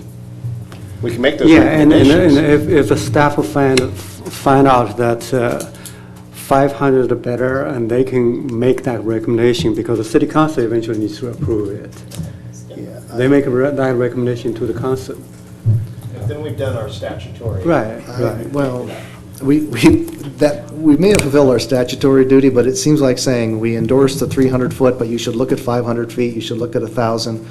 We should be looking at that for them. That's our job. So, I'm sorry, Gabriel. But unless you want the staff to come back. Well, I think probably so, but yeah. Yeah, I Gabriel? mean, you I know, don't think we should have delayed this. And I think in staff's recommendation, is considering also some of the long-range items kind of in the queue, it would be good to be able to make a recommendation to council today. And, recommendation is similar to what Commissioner Talley has mentioned. Now, maybe we should actually define what that distance requirement would be, and does it make sense for that 1,000-foot separation requirement to be from a school, right? Residential areas, maybe it still makes sense to keep the 300-foot requirement, right? And so we should really define what that distance requirement would be. What I mentioned, La Habra, their 1,000-foot distance was actually from the school, and maybe that might satisfy what the Planning Commission wants, but it may be good to actually define what that distance requirement would be if it's specifically for a school, specifically for a residential area, or a hospital. But we can't do that without without you producing a map and seeing that, right? Right, and so what we would do based on Commissioner Talley's recommendation is we would demonstrate that on the map and then provide that to the city council, right? And so working with the city attorneys to make sure that it would be compliant with state law, it wouldn't effectively prohibit these businesses from existing in the city. Is there a time issue with this? Does city council have urgency on this? Not that I heard of, but, I know, the initiation of this was back in 2016, so it has been in the queue for a while, but, It's using a lot of staff resources. Well, yeah, because there's more work to do, it seems like. So, I mean, if someone proposes 300 feet, I'll agree to 300 feet, because I think that's a minimum. But there's another question too. Oh, no, I guess that isn't a question, because we aren't doing those. Never mind. Jim, we can also direct the staff to create an alternative map with expanded distance requirement for city council's review, No, I along understand. with this. I understand. We have a motion already started. Do you want to amend it in any way to include those? I make a motion, and you're welcome to make amendment to it. Well, we also need to not Listen. forget to add the distance parameters. Those definitions are important, so we understand what that distance really means. schools. Yeah. Into property line, yeah. Right, okay. Let's do it. So I move to adopt a resolution number PC 19014, a resolution of the Planning Commission of the City of San Clemente recommending that City Council approve an ordinance to enact zoning amendment 17-043, amending Municipal Code Title 17 zoning, Chapter 17.28 special uses, 17.36 commercial zones and standards, 17.40 mixed-use zones and standards, and 17.88 definitions to regulate check cashiers, pawnbrokers, and smoke or tobacco shops by defining uses, restricting uses to select zones, requiring a conditional use permit to establish uses, and imposing special use standards. With the amendment to strike out portions about check cashiers and pawnbrokers, with additional direction to the staff to create an alternative map with expanded distance requirement for smoke shops for City Council's consideration, and with additional recommendation to the City Council to direct the staff to look into further feasibility, feasibilities to further restrict smoking throughout the city in general. I'll second that, and I'd like to make an amendment. I'd like to amend by Commissioner Wu's motion by stating that we add a definition that the distance is calculated from the property line, and that the maps that we're producing would be at a 300, 500, and 1,000 foot intervals for staff to be able to present to City Council for their analysis. And that staff must work with legal counsel to develop those maps prior to the agenda report being created. I second that amendment. I don't understand the last sentence of that amendment, but well, first of all, you're... Do you want me to tell you? Well, it sounded like we were giving direction to city council. We can't do that. I don't understand what you're trying to get at there. I want staff to work with Mel or his office instead of going and doing it without consideration from the legal perspective, because I saw that on a leaf blower ordinance where it didn't go through legal counsel before it went up, and candidly, I don't trust them to do it right. That's the truth. So it's just direction to staff to Go make talk sure to that the they attorneys. circle back with city Attorneys. attorney. Yep. So you have a second? That was an amended second? So motion by Wu, second by Tally. Any other discussion or amendments? Okay, all in favor? Aye. Any opposed? Passes unanimously.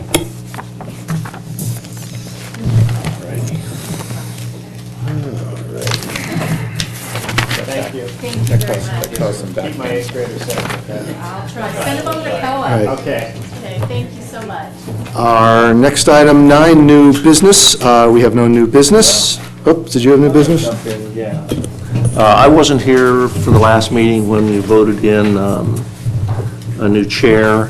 I just want to say I'm in full support of the decisions you guys made, and thank each and every one of you for working with me and helping me through being chair, and also for Mal and Eileen for looking after me at it. So thank you. We did a great job as chair. Yeah, thank you. And I will say, I was going to wait till reports, but as long as you brought it up, I'm just going to say thank you for your work that you did in the past year as the chair. It's easy to think it's an easy job when someone is doing it right, and you did it right. You made it look easy, and you certainly supported me. You ran things well, and your experience and your perspective just really, I thought, showed by making things easy. I will say, and I think Mal would agree, and probably Gabriel also, looking at other cities' planning commissions and all, this is one that everybody seems to be working together, and that's a rare situation. All right. Did you have something else for new business? Under old business. Under old business, excuse me. Oh, under old, okay, so anything else for new business? So old business? Yeah, so I wasn't at the meeting that was held in July where it was discussed about the interpretation policy that the city planner has engaged in. And I watched the video and I read the minutes, and I just wanted to echo my disappointment in the way that interpretations have been handled as of late, and the fact that it appears that the Planning Commission is, being in-run around by the city planner.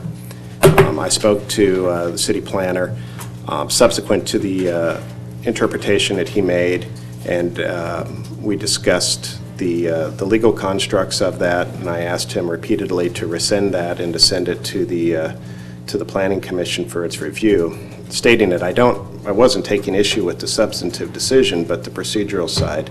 And I think it's very dangerous for our republic when technocrats start becoming the ones that decide what the regulations allow them to do and then do them without the elected or appointed bodies doing that. So I echo the sentiments that were made earlier, and just want that to be part of the minutes. Okay. Thank you. Anything else for old business? All right. Well, last time we elected Jason to serve on the Coastal Advisory Committee. Susan Ambrose is looking forward to seeing you Yeah. tomorrow night. Tomorrow night, yes. Make sure you're well prepared. I'm sure you are. I will. So we're in reports of commissioners and staff. You actually get to hear the sea level rise presentation again. Two times. Good job. Anything for reports of commissioners and staff? Chairman, I have a report. Yes. A few items to update the Plan Commission on. One thing that we budgeted for was for training for Plan Commissioners. We did budget for the League of Cities Conference. That's going to be up in Monterey. That typically happens around, I believe, the early spring. But another consideration, and I was able to meet with Chairman Rulin, is there is an American Planning Association conference in September. And so that's a potential alternative that the Planning Commission could consider. I know Chairman Rulin thought that that might be a preferred option for him, having gone to the League of Cities conference in the past. So just wanted to let you know, we still would have to see, the feasibility of hotel rooms and conference registration, but actually probably would be cheaper than the League of Cities conference. So if you're interested, I'm going to send an email out and just to kind of gauge interest by the Planning Commissioners. Where is it? It's going to be in Santa Barbara. So that's going to be September 15th through the 18th. When's the League of Cities? There's no date yet, or not that I've seen. And I will say, I've been to some League of City conferences. I've had the opportunity to go to 2 APA conferences. I think you were the one in LA. It's a planning conference as opposed to a planning commissioner conference, but they have a planning commissioner track at the APA conference. But you also get to, you can sort of go to some of the other sessions too, if you want, that are for planners. I thought it gave a lot of great insight. It's a much larger conference. So, and you don't always have the opportunity to go to it. The League of Cities, there's one in Northern California one year and then Southern California the next year. But APA can happen, anywhere around the world. So I would recommend that if you get the chance to go to the APA conference, you might want to jump on. Is that APA National, APA California? The state conference. I'm sorry, that's the APA? It's a state conference. Oh, it's the state conference, not the national, I'm sorry, okay.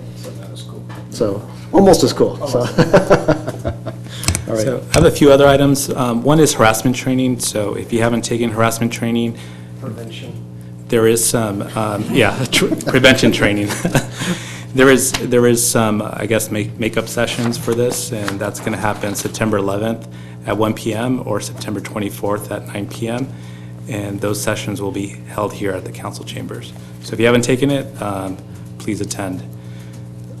The other announcement I want to make is that we will have a senior planner that, in long-range planning, that will start this month on the 19th. And so I kind of stepped in with the check cashier and pawnbroker ordinance that Ronica was working on before. But having her on board will help us be able to work on a lot of the long-range items that have been waiting in the queue for a little while. Okay. So let's see. Future study sessions, we are planning for a study session, the first meeting in September, and that would be with architect Henry Lenny, who would talk about Spanish colonial revival architecture, and we look forward to that. We think it might be a 2-hour session, just to take advantage of him coming here and making that presentation to the Planning Commission. So we are working the details out, but that's the plan for the first meeting in September. So Henry is the architect that designed our new Starbucks? Correct, yeah. He also And wrote our design guidelines. He also wrote our design guidelines. And always wears black. Really? Yep. And he's Always wears black. He's one of the major architects for Spanish colonial revival in the world. So if we get a chance for him to sit here and talk to us, make a point of being at that meeting, I'm sure. He's come before and done a very nice job. Yeah, so it's great that we can get him to talk to us, so. Okay, yeah, I have a lot of announcements today. Okay, one other one is, so we did apply for a certified local government grant, right? And so we are a CLG community, and we applied for a grant to establish a historic district in the North Beach area. So it looks like we're going to get that grant. We received some telephone correspondence recently, and so that would allow us to do all the investigation, establish the district, There was some interest by the city council on establishing historic districts in the city, and we thought North Beach would be the first one that we'd start with. So just want to let you know about that because we'll be engaging the Planning Commission in that process. And so when the grant would probably kick off in the fall of this year, and so it'd probably take about a year to complete. So just want to let you know about that. It's good news for the city. Yeah. For $20,000? Mm-hmm. Yeah, so that's good news there. The other announcement is that there's going to be a joint commissions, council and committees meeting on Tuesday, October 29th, so you might want to keep that on your calendar. That's going to be from 5:30 to 9 p.m. at the San Clemente Municipal Golf Course. So keep that on your calendars. The last thing I want to address is, I wasn't here for the last Planning Commission meeting, but I was able to review the meeting video, and so, I was on vacation, so I apologize I couldn't be there. I knew there was going to be discussion about the interpretation, and I wanted to be the one that was able to kind of respond or just kind of receive the comments from the Planning Commission, and so that, the point's well taken, definitely from the Planning Commission. We're trying to figure out ways to address this in the future and develop policies that would, obviously in the code, there's some ambiguity. There's no communication mechanism for interpretations. So some of the things that we were thinking about was establishing a policy at the staff level. One, possibly to communicate with Planning Commission before interpretations are made, and just to kind of gauge if there would be a public impact or public concern about the interpretation that would be considered. So before there's any kind of decision that would be made, that we would present that for the Planning Commission. The other is, so the reason why we would want to do that is really just to err on the side of caution, right? Staff really wants to work with the Planning Commission. So we're looking at steps to be able to do that, to inform the Planning Commission. Obviously at the staff level, when interpretation is made, it can be appealed, but there's also no way to find out when interpretations are made, right? There's lots of interpretations that have been made in the past that are minor interpretations, but the Planning Commission isn't informed of what those interpretations are. So we're investigating that further, and I'll have a future report on what that might look like and receive some input from the Planning Commission. Thank you. Great, thank you. And if I remember correctly, we actually have a number of interpretations that are out there, that have made, there's only been like 2 in the last 7 years or something that we've done, as I think. But there are still a number of interpretations that are sitting out there that have never actually been made part of the code. Is that correct? Yeah, that's true. So that's the case even for the brewery interpretation in the commercial districts that was done like in 2012. So there was, when that went to Planning Commission, there was discussion about including breweries as a permitted uses in commercial zones, but that didn't happen when code amendments occurred a couple years ago. So we want to go through all the old interpretations and make sure the code amendments that were recommended at that time, that we'll actually present that to Planning Commission and the City Council. That would be great, and if there could be, I know you got plenty of processes, but if there could be a process where if there's an interpretation, it goes into some queue for zoning amendment changes. So, in addition to the other things you were talking about, it would kind of guarantee that interpretation was going to come before the Planning Commission as well at a later date for the zoning amendment. So, they should be anyway, right? The interpretation is there because there's an ambiguity in our code, so we should fix the ambiguity. Right. So if we could kind of, start to queue those in, and when we do a zoning amendment change, get a few of those, in there, every zoning amendment change, that might be a worthwhile thing as well. Great. All right. Okay, good. Thank you. Appreciate Yeah, it. good feedback. Thank you. Yes, please. You want a motion to adjourn to the next regular Planning Commission meeting to be held on August 21st, 2019 at 6 p.m. in the council chambers located at 100 Avenida Presidio, San Clemente, California, as the August 21st regular study session has been canceled due to a lack of business. Second. Motion by Talley, second by Blackwell. All in favor? Aye. Aye. Any opposed? No, none opposed. Passes unanimously. So, Gabriel?